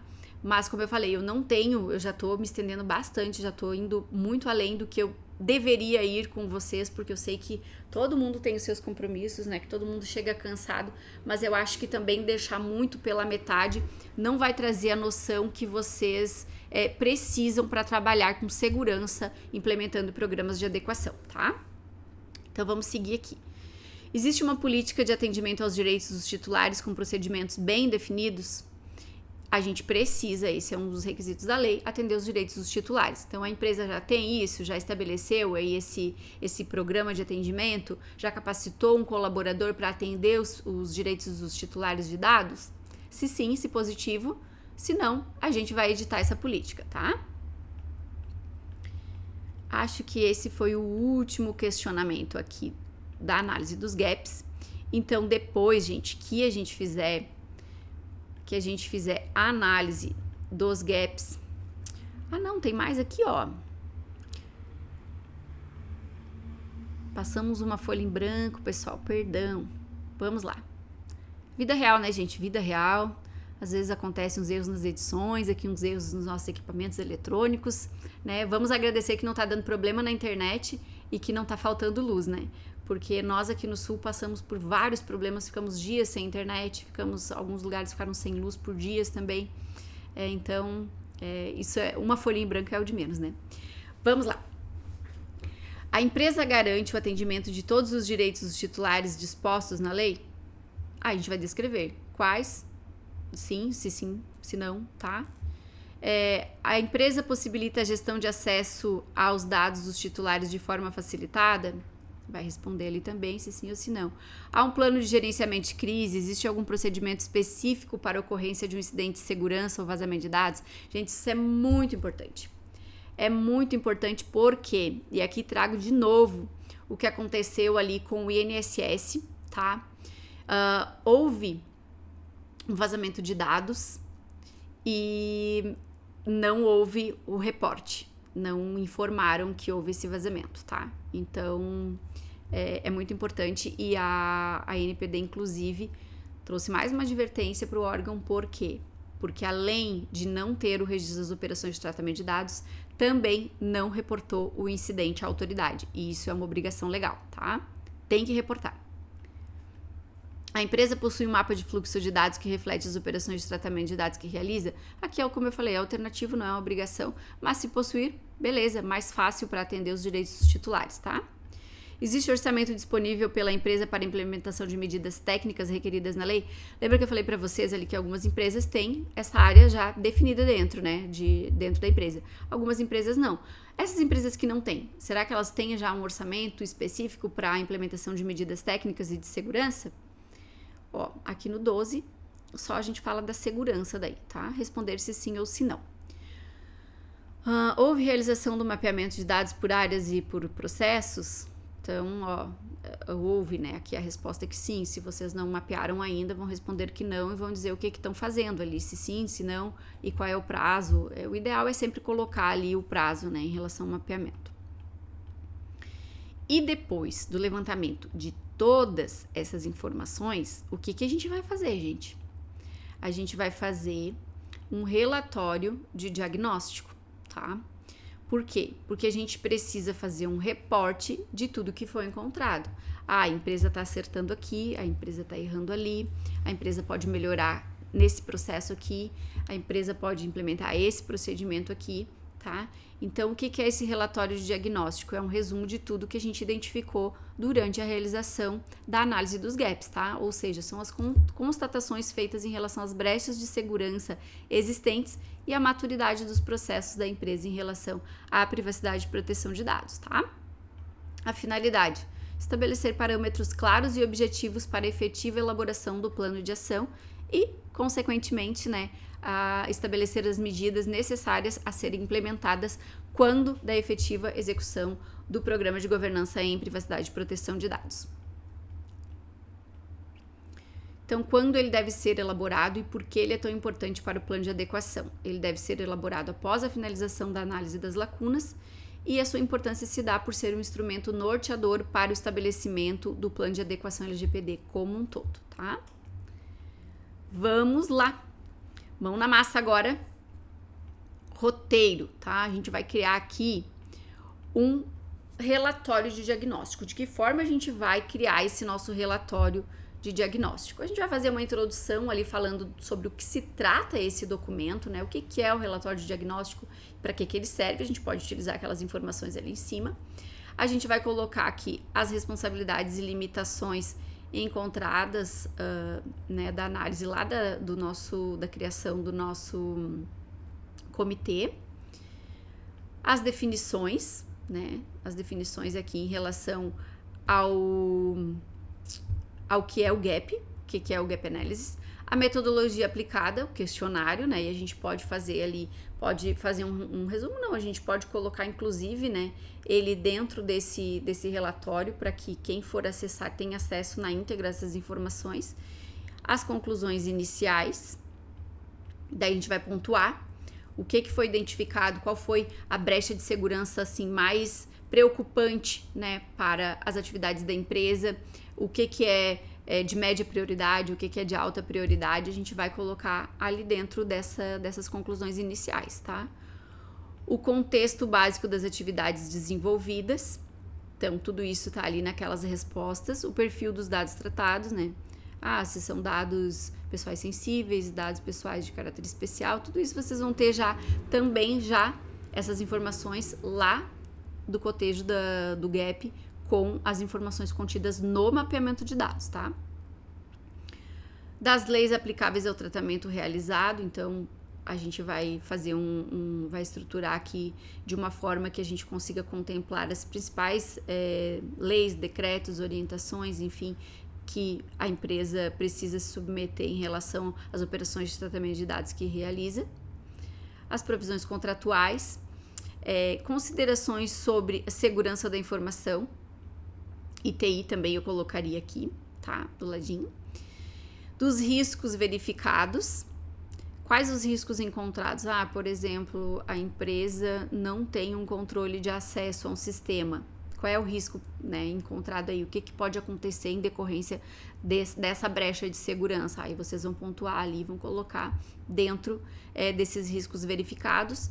As recomendações para mitigar os riscos, né? O que vocês podem fazer para que isso não aconteça, para que não ocorra um incidente de segurança? Gente, quando a gente está falando de incidente de segurança, eu sempre gosto de trazer isso, tá? Porque o que acontece? A gente pensa que incidente de segurança acontece só em ambiente digital, e não é verdade, né? A gente vai ver que, por exemplo, uma clínica, pode ser uma clínica médica, deixar um prontuário médico em cima do balcão e vazar uma informação, por exemplo, de saúde, que é um dado sensível, isso é um incidente de segurança gravíssimo, né? Eu acho que eu já comentei em alguma aula ou em alguma live sobre uma situação que eu passei. Eu cheguei numa clínica odontológica, parei no balcão para ser atendida, né, para fazer o meu cadastro, e ao lado tinha um monte de cadastros, assim, o nome da pessoa ali, inclusive tinha uma informação, um questionamento assim: é portador de HIV? Sim ou não? E aí, claro, estava marcado como não ali, mas poderia estar marcado como sim. E aí eu, Jerusa, ia ficar sabendo que determinada pessoa, e aqui nós estamos falando de uma cidade pequena, né, Gramado e Canela, são cidades pequenas, onde todo mundo se conhece, e aí eu ia ter informação sobre um dado de saúde daquela determinada pessoa. Isso, gente, é um incidente de segurança, isso não pode acontecer. Então não é só vazamento de dados em grande escala que a gente considera, não, pequenos ilícitos cometidos no dia a dia, em razão, às vezes, até de falta de treinamento do pessoal, né, de falta de informação, é considerado, sim, também um incidente de segurança, tá? Então, a gente precisa descrever isso ali nas recomendações de mitigação de riscos para que não aconteçam situações assim também, tá? Não é só, como eu falei, não é só vazamento de dados, tá? A gente fala de incidente como um todo, inclusive em ambientes físicos. Disponibilizar, jogar no lixo formulários antigos contendo informações pessoais. Incidente de segurança. Se alguém pega aquelas informações ali e utiliza para fins ilícitos, a gente está diante também de um incidente de segurança, tá? Então, é isso. Por fim, ali, considerações finais. E aí, o consultor vai fazer as considerações que ele entender pertinente. Lembrando, gente, que esse relatório também precisa ser elaborado junto com a área de TI e segurança, tá? Porque quem identifica as maiores lacunas ali, as maiores brechas, geralmente são esses dois profissionais, tá? Por isso que a gente precisa trabalhar em conjunto, em parceria com esses profissionais. Lembrando, advogado sozinho não implementa LGPD, TI sozinho não implementa LGPD e segurança sozinha, segurança da informação sozinha também não implementa LGPD, tá bom? A gente precisa se auxiliar aí, ter essa... Eu sempre falo que a gente precisa ter humildade para reconhecer que esse é um projeto multidisciplinar e que a gente precisa ter um bom relacionamento aí com esses profissionais e entender que entre nós dependemos um do outro, tá? Agora sim, esse é um assunto bom, esse é um assunto ótimo, é o nosso passo 8, gente, é o LIA, tá? Legitimate Interests Assessment, que é o quê? O teste de ponderação, teste de viabilidade para a utilização da base legal do legítimo interesse. Lembrando, não existe, tá, hierarquia entre as bases legais. O legítimo interesse é a principal base da LGPD. Não é. Consentimento é a principal base. Não é. Execução de contrato. Também não, tá? Então, assim, dentre as demais bases lá contidas na nossa legislação, não existe hierarquia entre elas, não existe um peso maior de uma em relação à outra. Existe o quê? A base que melhor se encaixa à finalidade para a qual o dado foi coletado, tá? Então, é isso que a gente precisa ter em mente. O LIA, então, ou teste de ponderação, é um teste que deve ser realizado sempre, gente, que o controlador ou terceiro optar por justificar ou entender aplicável a utilização da base legal do legítimo interesse, tá? E quando que a gente deve fazer isso aqui? Elaborar um LIA. Sempre que utilizarmos a base que eu mencionei acima. Então, caso haja opção da empresa pela utilização da base legal, que a empresa entenda que essa é a base mais adequada para a legitimação do tratamento de dados que a empresa deseja realizar, a gente precisa fazer esse teste de validação, de viabilidade, tá? Para que essa base possa ser utilizada de fato. Não pode utilizar a base sem realizar o teste. Isso também não está disposto lá na nossa Lei Geral de Proteção de Dados, mas quando a gente fala do registro de operações lá, além, né, do mapeamento de dados, a gente precisa atentar para outros requisitos implícitos na lei, mas que fazem todo sentido e que a gente traz também de experiência lá do GDPR para a nossa LGPD, tá? Então, vamos lá, gente. O que é fundamental levar em conta para a validação desse teste? Vamos lá. Eu falei já para vocês ali sobre o balanceamento dos direitos postos na relação, né? Principalmente no que diz respeito às expectativas do titular de dados, tá? Lembra lá do exemplo lá do mapeamento da empresa de turismo, que eu coloquei 3 bases capazes de legitimar aquele tratamento ali na parte do e-mail? Pois é. Lá eu falei sobre a legítima expectativa os direitos postos, né, ali na relação, e a legítima expectativa do titular de dados em receber informações aqui da região, porque ela já havia pactuado anteriormente uma relação contratual com a empresa. Então, não seria uma grande surpresa se a empresa enviasse, por exemplo, um e-mail posteriormente para aquele titular de dados, porque eles já tinham estabelecido uma relação anterior, tá? Então, é o que a gente chama de legítima expectativa. Então, vamos lá. Se de um lado o legítimo interesse objetiva o apoio e a promoção às atividades do controlador ou de terceiros, de outro, a gente precisa ver, né, garantir o respeito aos direitos e liberdades fundamentais dos titulares de dados. Então, quando a gente fala em legítimo interesse, a gente não está falando somente do interesse do controlador, tá? Em utilizar determinados dados pessoais, tá? Legitimando o tratamento por meio dessa base. A gente está falando também do legítimo interesse do titular de dados, que ele é a principal causa da edição dessa lei, do surgimento dessa lei, né? É uma lei que veio para resguardar os direitos e liberdades fundamentais dos titulares, né? Dessa pessoa física que dispõe de seus dados aí para o controlador. Lembrando também, o controlador, gente, ele não é o dono dos dados, tá? Ele é um mero detentor, porque ele vai utilizar essas informações somente para a finalidade para a qual ele coletou e depois ele precisa descartar essas informações. Por quê? Porque ele não é o dono do dado, né? Ele está em poder do dado para realizar determinado tratamento, mas ele não é o dono. O dono é o titular, tá? Ele que diz o que deve ou não deve ser feito em relação às suas informações, tá? Vamos lá. Eu trouxe aqui para vocês um roteiro para a gente elaborar o LIA, tá?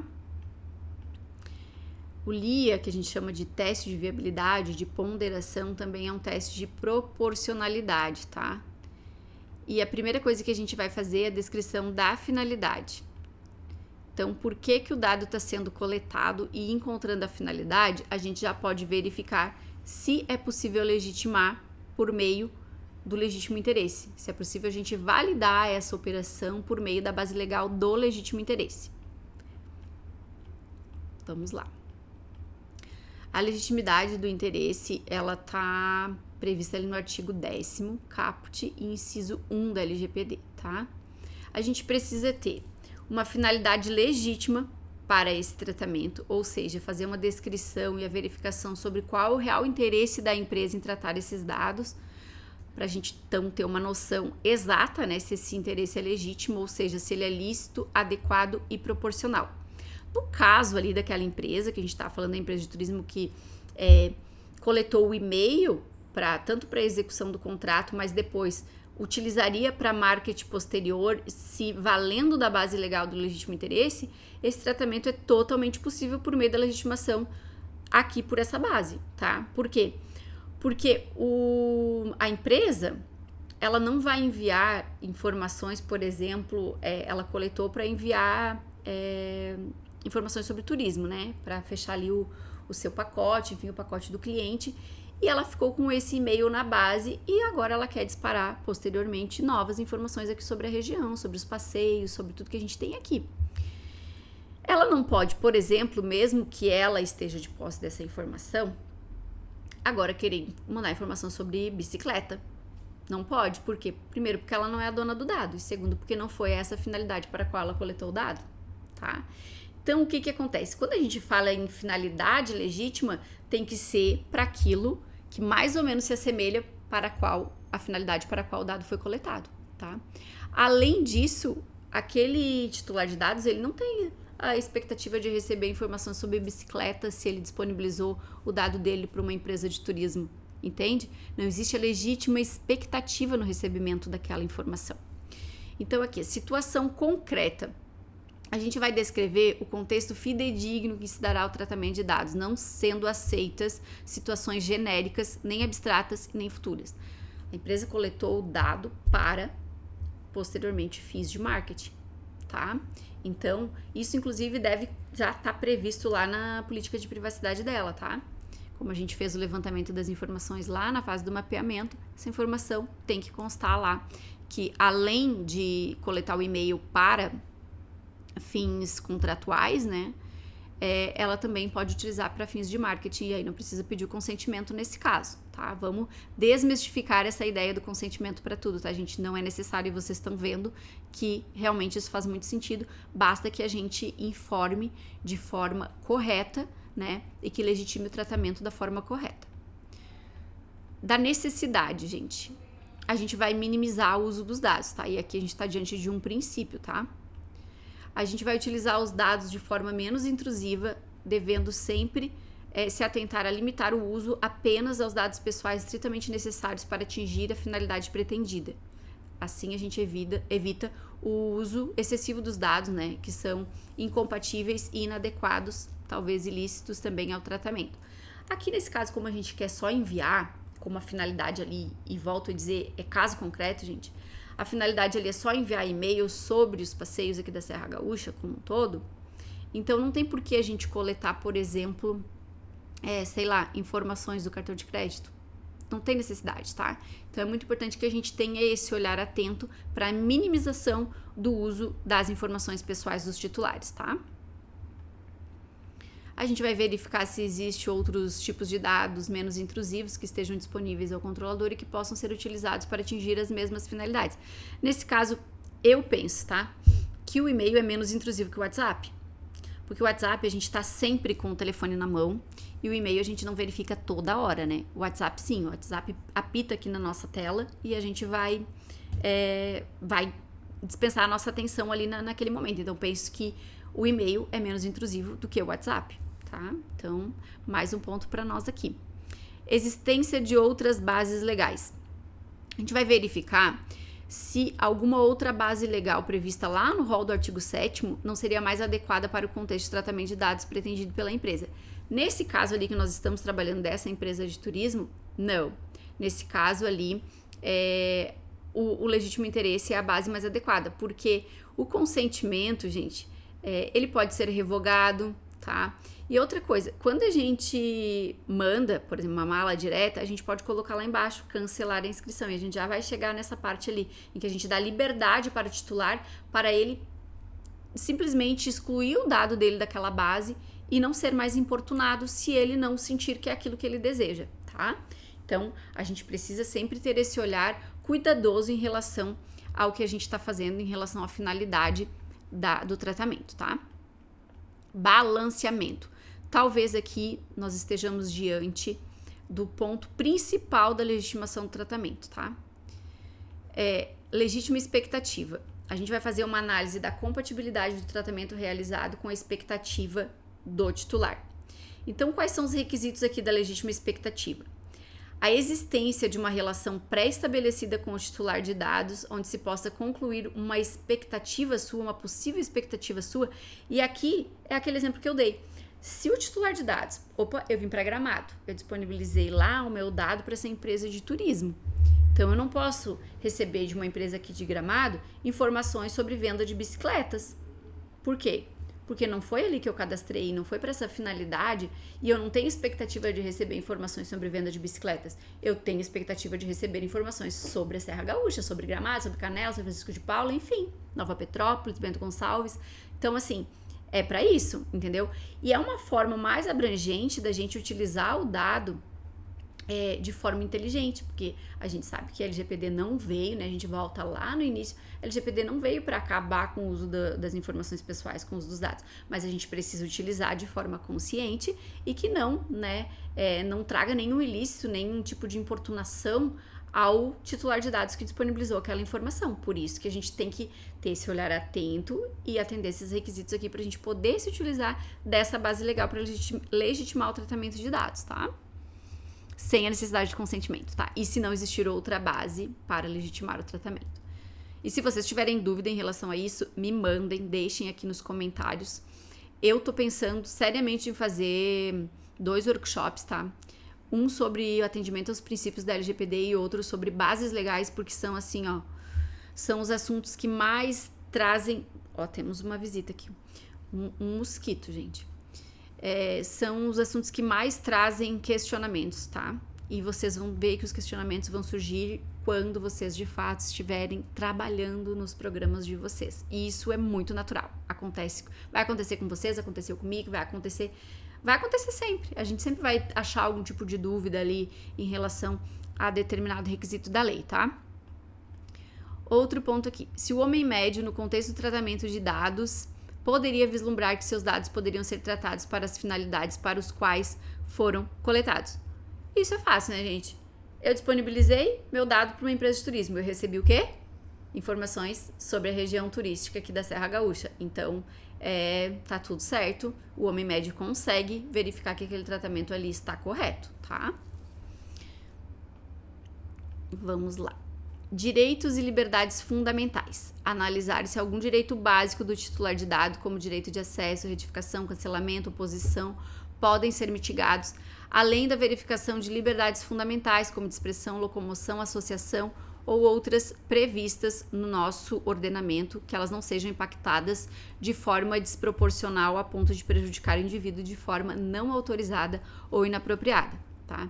Então aqui esse tratamento, ele não atinge nenhum desses direitos fundamentais do titular de dados. Por quê? Porque por livre e espontânea vontade, o titular de dados foi lá, inseriu o seu e-mail naquela plataforma, disponibilizou suas informações, pactuou um contrato com esse controlador e agora esse controlador, fazendo a utilização correta desse dado pessoal, vai utilizar para marketing posterior, possibilitando, e aqui a gente vai chegar agora nas salvaguardas, possibilitando que esse titular a qualquer tempo vá lá e cancele a inscrição dele se ele não quiser mais receber nada que diga respeito aqui à região turística de Gramado, Canela, Serra Gaúcha, tá? Vamos lá. Salvaguardas. Quais as medidas e instrumentos empregados para garantir o cumprimento dos direitos titulares de modo a evitar que seus dados sejam eventualmente utilizados de forma indevida? Então, gente, além ali daquela parte que eu falei do opt-out, que o titular pode ali cancelar a inscrição, a empresa controladora pode ainda informar ali o que fez, né, que não compartilhou os dados com outras empresas, que pode ter compartilhado, mas que não autoriza a utilização por essa empresa, porque o que acontece? Ainda aqui com o nosso exemplo da empresa de turismo. Grande parte das empresas de turismo aqui não operam, tá? Elas apenas vendem. E aí, a empresa controladora que coletou aquela informação pessoal, ela vai compartilhar esse dado com a empresa operadora, no caso, operadora de turismo e operadora no contexto da lei, né? Porque é uma empresa que vai tratar os dados de acordo com as orientações do controlador. Então, aí a empresa controladora vai informar, não, tá lá na minha política, eu compartilhei os dados com aquela operadora de turismo ali, que no contexto da lei é operadora de dados também, foi só a casualidade aqui do tipo de empresa, tá, gente? Mas nesse contexto, a empresa que faz a operação toda de turismo é operadora na LGPD, ela não está autorizada a utilizar os dados pessoais que a empresa controladora disponibilizou para ela. Ela pode sim utilizar para atingir a finalidade, mas, por exemplo, esse dado, WhatsApp, ela não vai poder fazer um marketing direto, essa operadora. Por quê? Porque esse dado não é dela, não foi ela que coletou, e a empresa controladora não autorizou. Então, a empresa controladora vai informar ali, né, nas suas salvaguardas, de que compartilhou o dado, mas não autoriza. E ela tem que ter um contrato firmado nesse sentido com essa empresa operadora de dados pessoais, tá?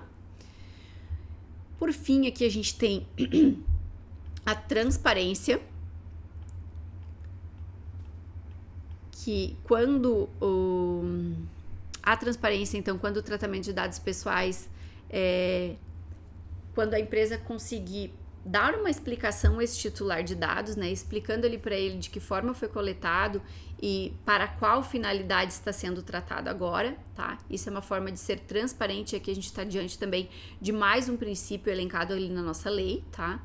E se o titular de dados, por acaso, não quiser ir lá e dar um opt-out, que é o nosso próximo ali mecanismo de validação dessa base, ele pode requisitar, ele pode entrar em contato com a empresa e solicitar de forma gratuita a exclusão dessa informação, tá? De forma gratuita também ele pode solicitar informações acerca dos dados que a empresa tem em seu poder, de que forma eles são descartados, enfim. O titular de dados tem diversos direitos ali elencados na lei que a empresa precisa atender, tá? E por fim, conforme eu havia falado ali, os mecanismos de oposição opt-out, que é aquela opção cancelar a inscrição, sair, remover da lista, né? A pessoa não quer mais, ela tem total liberdade para ir ali e cancelar a sua inscrição de forma definitiva, tá?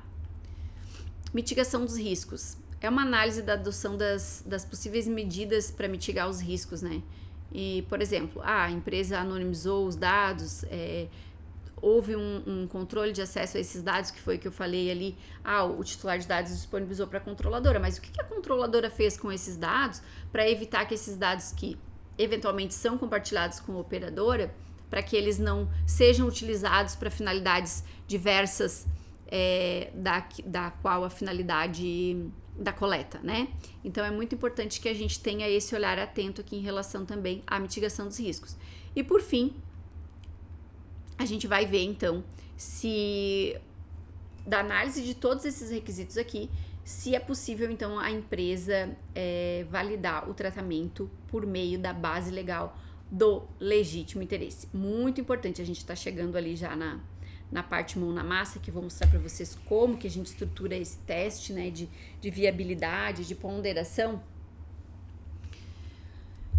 A reprovação, gente, em qualquer das fases aqui do LIA, ele simplesmente inviabiliza a utilização da base legal do legítimo interesse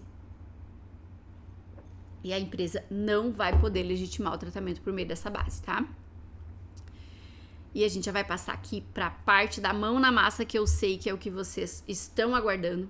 Sei também, gente, que a nossa aula tá super extensa, mas é que realmente pra gente falar de mão na massa, e olha que eu tô resumindo bastante mesmo, de verdade, porque se a gente fosse, de fato, tratar todos os passos de cada uma dessas etapas aqui, gente, a gente ia muito longe. Eu falei meia-noite sendo, assim, bem razoável, tá? Sendo bem econômica no tempo.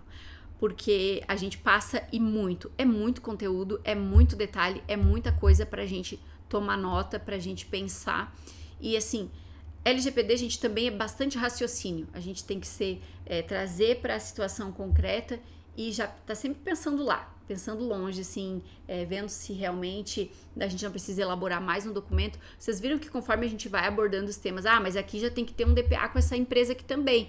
Por quê? Porque ela é operadora nesse contexto aqui, porque eu estou disponibilizando as informações que eu coletei enquanto controladora para ela poder executar o serviço, né? A gente trabalha em parceria, né? As empresas trabalham em parceria, e então a gente precisa estreitar esses laços de forma contratual, tá? Para que a gente saiba direitinho quais são as responsabilidades de cada um e que a gente deixe bem delimitado ali qual é a responsabilidade do A, do B e do C, tá? Seguimos. Vamos lá para a mão na massa. E aqui eu vou passar rapidamente, por quê? Porque eu já conversei com você sobre isso, mesmo sem ter estruturado aqui a parte do teste mesmo em si, a gente já falou, tá? Desculpa, gente. A gente vai falando tanto, né? Conversa tanto que a gente vai dando, às vezes vai dando uns brancos aqui, mas seguimos.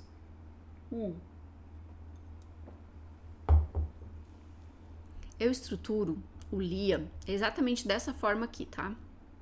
Teste de viabilidade da utilização da base legal do legítimo interesse para atendimento ao artigo 10º da LGPD. Qual a finalidade do tratamento dos dados realizado pela empresa? Vou fazer a rápida leitura, tá? A utilização do e-mail cadastrado na compra no e-commerce para fins de marketing posterior. Foi o que eu expliquei para vocês. Ele coletou o e-mail porque ele precisava disparar as informações da compra.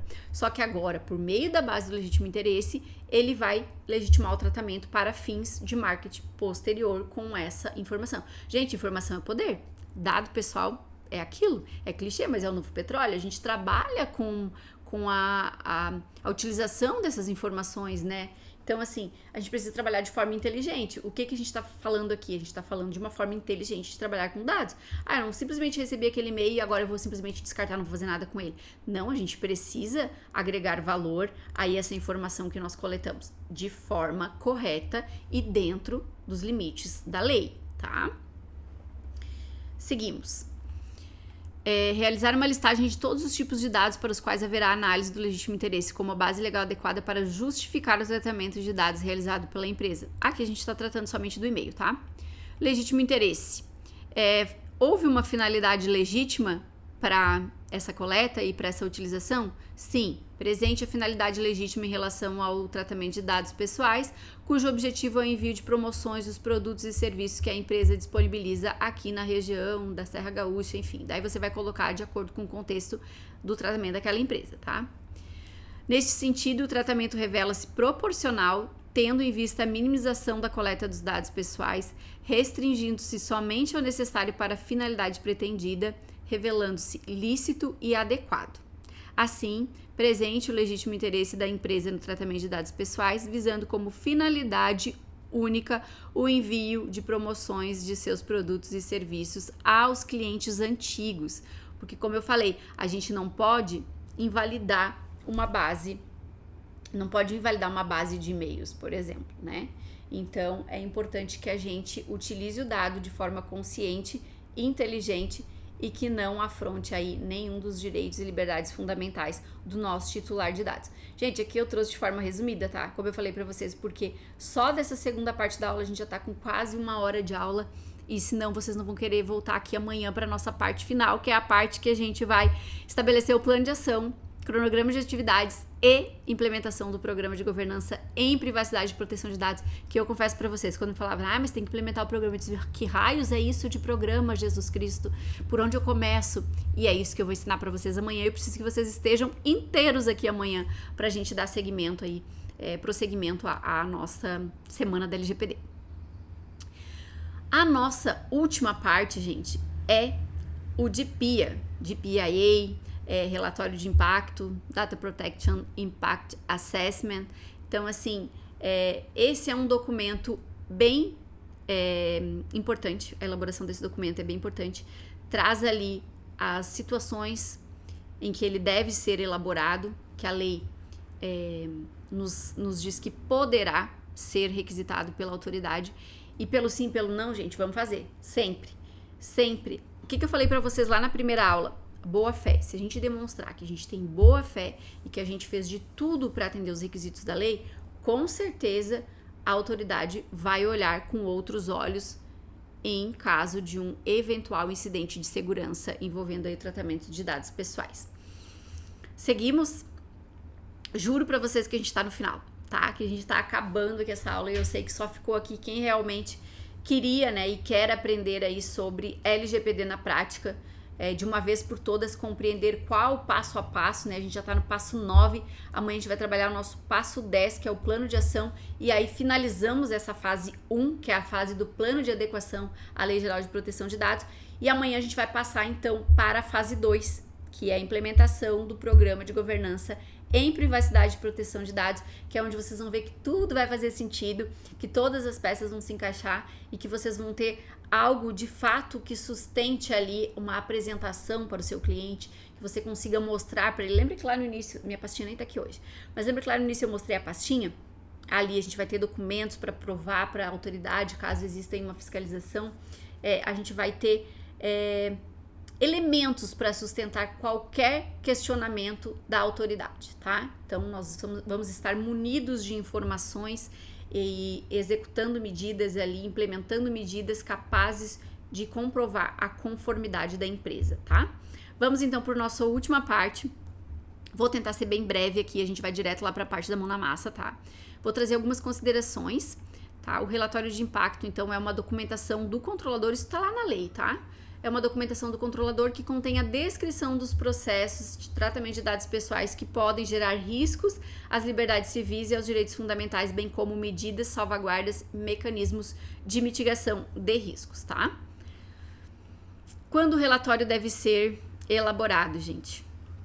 Então, assim, sempre que a empresa tiver por objetivo a realização do tratamento de dados pessoais que represente algum risco aos direitos e liberdades fundamentais dos titulares de dados, a gente deve elaborar o relatório de impacto à proteção de dados pessoais, tá, gente? Então, ali, no caso desse tratamento que nós falamos anteriormente ali do e-mail, em que a gente está se valendo de um LIA, eu, professora Jerusa, aconselho também que haja a elaboração do relatório de impacto. Por quê? Porque ali a gente está diante de uma base legal em que a gente simplesmente se valeu de uma finalidade da coleta do dado para uma finalidade e utilizou para outra, né? Embora não venha aí de encontro, que não venha aí ferir nenhum direito ou liberdade fundamental do titular, eu acho interessante a gente fazer um relatório de impacto, tá? E a gente já vai chegar lá. O artigo 50 da lei, ele diz que é obrigação do controlador, tá? Implementar o programa de governança, que a gente vai aprender amanhã, e estabelecer políticas e salvaguardas adequadas com base em processo de avaliação sistemática de impactos e riscos à privacidade, tá? Então, qual é a finalidade desse nosso DPIA? É servir de instrumento de avaliação dos riscos relacionados à privacidade e aprimoramento para a tomada de decisões que interessem a redução dos riscos identificados no que diz respeito, né, à integridade das informações, à segurança das informações pessoais dos titulares de dados, tá? Agora, gente, a gente vai falar das hipóteses específicas que a lei traz. Bora lá.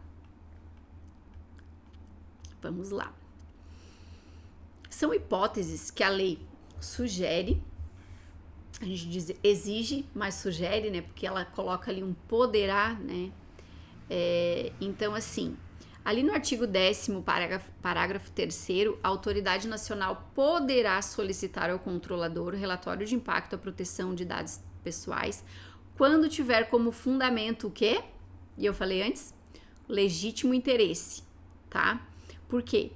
Porque ela é uma base, essa base é uma base que não existe, assim, uma regra geral para ela, né? Além do teste ali de viabilidade, de ponderação.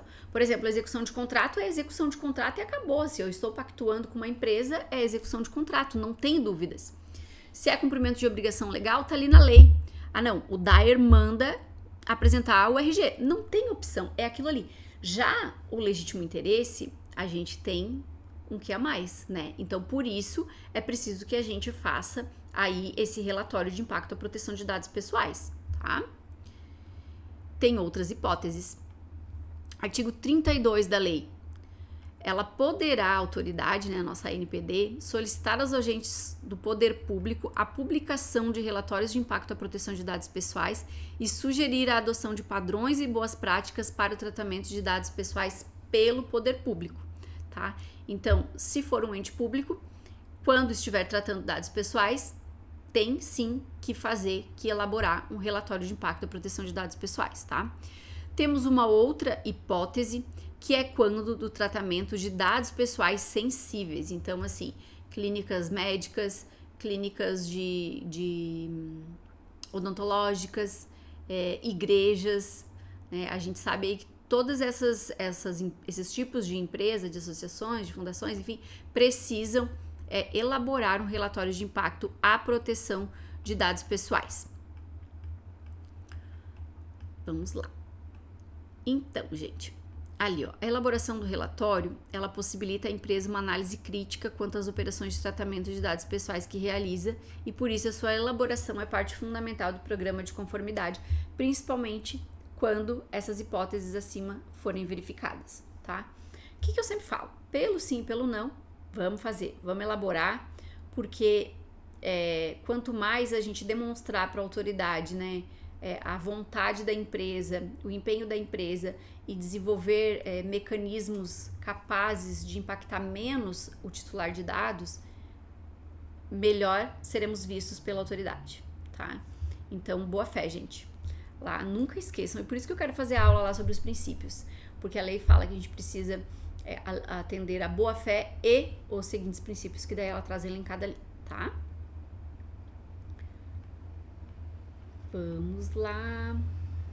Informações mínimas do relatório de impacto, tá? E se eu não me engano, eu trouxe um modelinho para vocês ali de início, ali o cabeçalho, para vocês compreenderem como funciona a dinâmica e como que a gente vai elaborar, tá? Esse é um documento muito, muito, muito extenso. E agora aqui, ó, só nessa segunda parte aqui, nessa última parte, desculpa, a gente já tá com quase 1 hora mesmo, tá? Então eu não tenho mais como me estender, porque senão amanhã vocês não vão querer me encontrar. Vocês vão estar cansados já, né? Tenho certeza que não. Tenho certeza que não. Sabe por que eu tenho certeza que não? Porque, assim como eu tenho certeza que vocês também queriam um treinamento assim.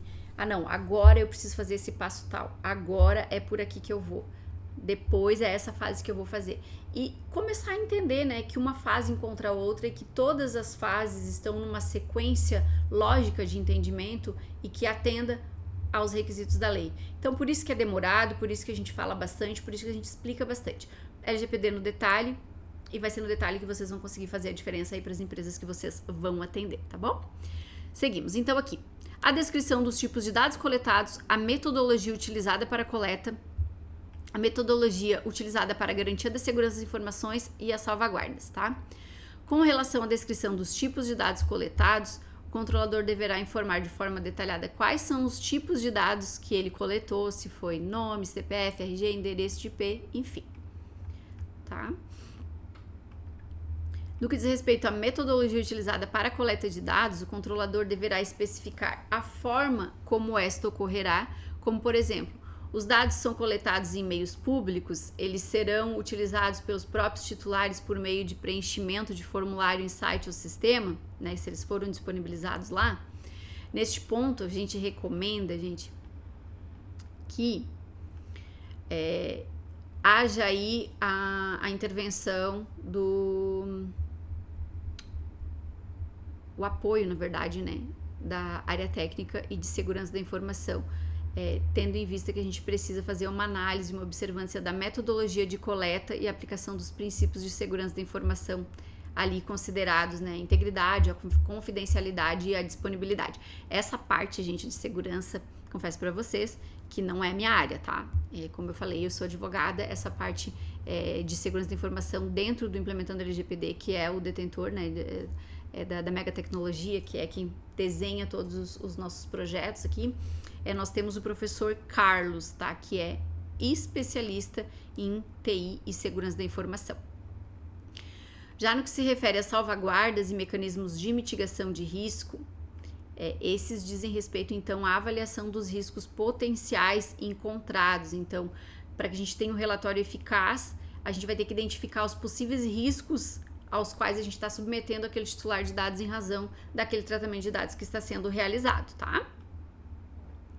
Por fim, é importante que o controlador esteja ciente que, embora esses sejam, né, os requisitos mínimos para a criação de um relatório de impacto, existem outros aí que a gente precisa especificar também, tá? E que se relacionam aí com o tratamento de dados que a empresa está realizando.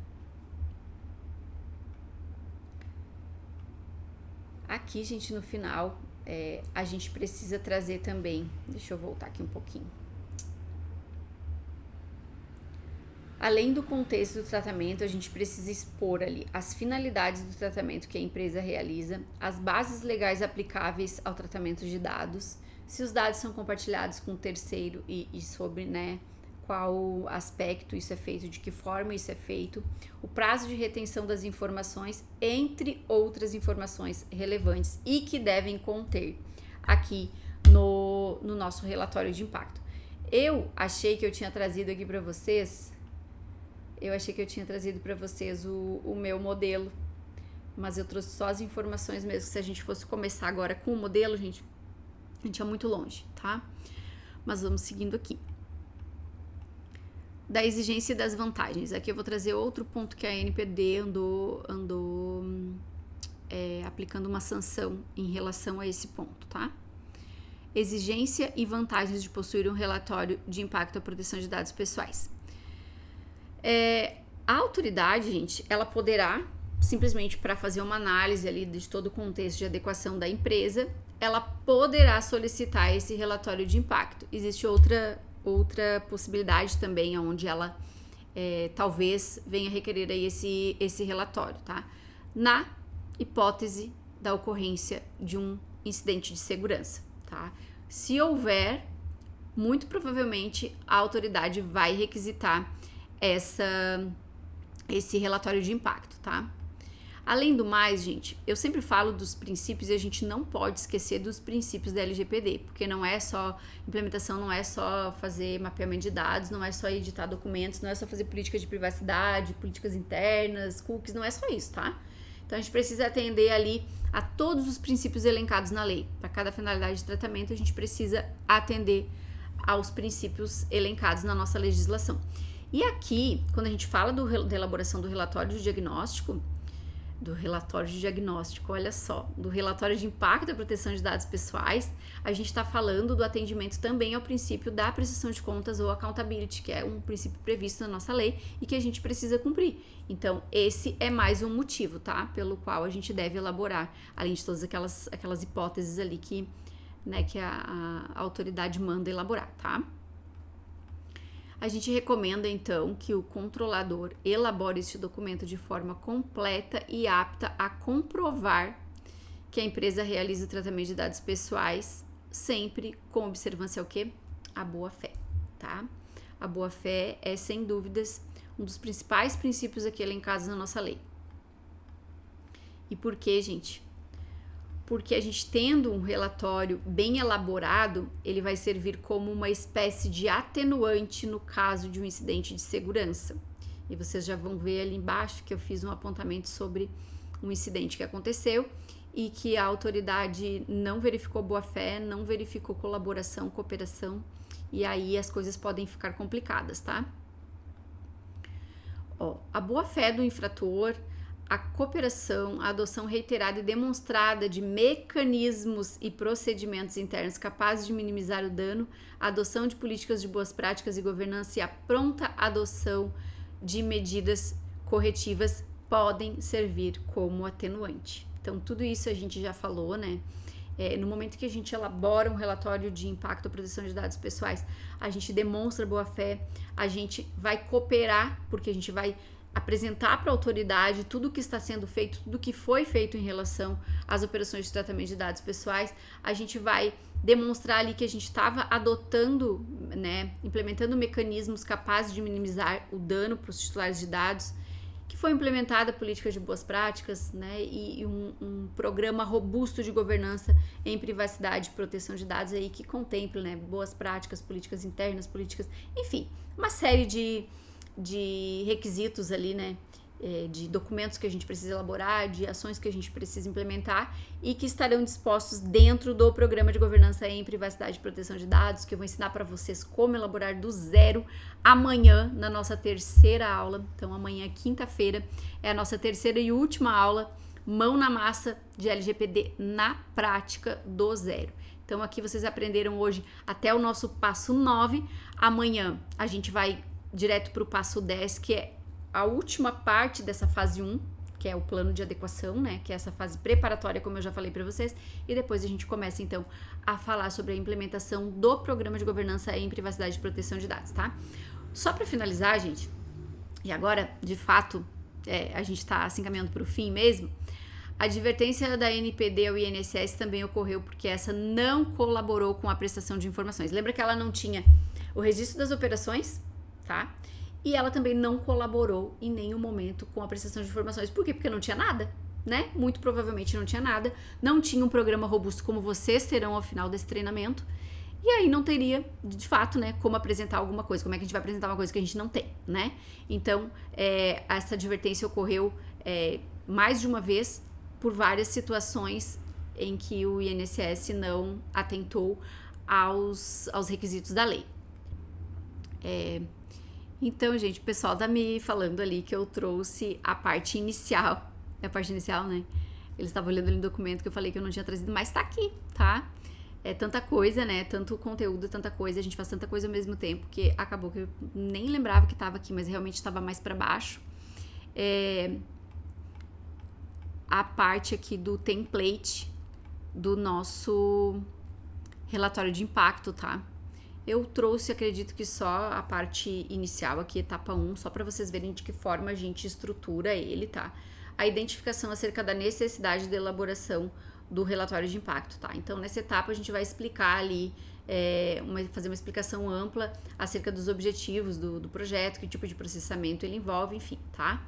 Então, aqui nessa etapa inicial, a gente vai dispor sobre quais os dados pessoais estão sendo envolvidos no tratamento de dados pessoais. Eu trouxe de forma descrita lá em cima, então vocês vão pegar aquelas partes lá de cima e vão estruturando aqui dentro desse template as etapas ali do da elaboração do relatório, tá? Vocês vão ver que tá de forma bem certinha lá, qual é a primeira parte que a gente tem que falar, o que a gente precisa abordar, segunda etapa, o que a gente precisa abordar, a terceira etapa. E aqui eu trouxe para vocês um modelinho de como eu faço, tá? Então a gente vai resumir ali porque foi identificada a necessidade de elaboração do DPIA. Aqui você vai colocar, lembra lá das hipóteses que eu trouxe? Artigo tal, aqui a autoridade vai pedir porque utilizou a base legal do legítimo interesse. Então a gente vai colocar ali, ó, algumas das hipóteses eu trouxe elencado aqui. Então vai colocar, por exemplo, vocês vão colocar quando estiverem atendendo o cliente de vocês. Houve a necessidade da elaboração do presente documento, tendo em vista a utilização pela empresa da base legal do legítimo interesse. Ou houve a necessidade da elaboração do DPIA porque estamos aqui, somos entes públicos e estamos tratando dados pessoais da forma tal e tal e tal. Então, assim, vocês vão descrever. E todas aqueles requisitos que eu trouxe lá em cima, vocês vão encaixando aqui em cada etapa. E aí você faz um resumo aqui e põe uma resposta ali a esse questionamento, tá? Deixa eu seguir aqui, ver se temos mais alguma coisa. Tá duplicado isso aqui. Eu vou arrumar antes de enviar para vocês, tá? E agora me contem, estão preparados para a última aula? A aula de hoje era até aqui, era até a elaboração do DPIA, ali os principais requisitos, de que forma estruturar o template de vocês, tá? E a gente traz esses pequenos modelos, né, do nosso material para que vocês saibam por onde se guiar, para que vocês saibam, né, por onde começar a estruturá-los. Sabemos que a nossa lei não veio com manual, então cada consultoria orienta de uma forma, cada consultoria estrutura o seu material de uma forma, e eu espero que esses materiais tenham contribuído aí de forma prática para o desenvolvimento das atividades de vocês, tá? Nessa nossa última aula, gente, a gente vai, então, estruturar o nosso plano de ação, que é a última parte dessa fase inicial, dessa fase 1, plano de adequação LGPD. A gente vai criar o roteiro para a criação desse plano de ação. Eu vou disponibilizar para vocês todo o roteiro, como que vai fazer do início ao fim. A gente vai estruturar o cronograma de atividades e, por fim, nós vamos começar do zero a tratar da implementação do Programa de Governança em Privacidade e Proteção de Dados, tá? Aqui a gente vai falar sobre como estruturar ele mesmo, como começar o texto mesmo, né? Aquele texto que a gente vai depois entregar lá no finalzinho do nosso projeto, junto com o relatório de conclusão, que também a gente vai tratar aqui nessa aula, tá? Então, quais são as atividades obrigatórias do Programa de Governança, tá? E eu vou trazer, gente, um checklist completo de tudo que vocês precisam elaborar e que precisa ser contemplado dentro do Programa de Governança e Privacidade e Proteção de Dados, tá bem? E o que mais aqui? A conclusão final, a gente vai tratar do relatório final. Por que a gente vai tratar desse relatório final? Porque já me pediram o relatório final. Bem no início, quando eu comecei, eu disse, agora, para onde eu vou? O que eu faço? Então, gente, geralmente, esse relatório final, ele depois vai ser utilizado para a gente fazer os relatórios que a gente envia para as empresas. A empresa quer pactuar uma relação contratual comigo e ela quer um relatório de conformidade. Então, esse relatório final vai servir para a gente elaborar esse relatório de conformidade, tá? E a última parte é, então, o monitoramento do programa e as revisões periódicas do programa. Lembra que eu falei para vocês que ele nunca termina, que ele está sempre em movimento e que sempre que houver alteração aí nas operações de tratamento de dados que a empresa realiza, a gente vai precisar movimentar o nosso programa? Então, gente, a gente vai tratar do monitoramento do programa e das revisões periódicas, certo? De quanto em quanto tempo a gente precisa fazer, enfim. Espero que vocês tenham gostado dessa aula, espero que tenha sido bastante esclarecedora, que vocês tenham compreendido a dinâmica da adequação do zero, começando lá na nossa primeira aula, né, se estendendo hoje por essa aula com mais de 2 horas de duração, eu acredito, pelo que eu estou vendo aqui. Então, assim, gente, se vocês tiverem dúvidas, tanto em relação à aula passada como em relação a essa, mandem aqui no chat. Eu vou responder para vocês. Se forem dúvidas mais técnicas sobre alguma coisa sobre a semana, o pessoal aqui da nossa equipe consegue nos ajudar, consegue ajudar vocês aí. E se vocês tiverem alguma outra dúvida que vocês, né, não queiram colocar aqui, queiram mandar no direct, pode entrar lá no meu Instagram, lá no Jerusa Borer, e vocês vão conseguir me achar lá e podem me mandar direct que eu respondo para vocês, tá? Estou à disposição. Espero que vocês tenham gostado, espero que tenha contribuído aí com a formação prática de vocês. Estou esperando vocês amanhã na nossa terceira e última aula. Até mais. Um grande beijo.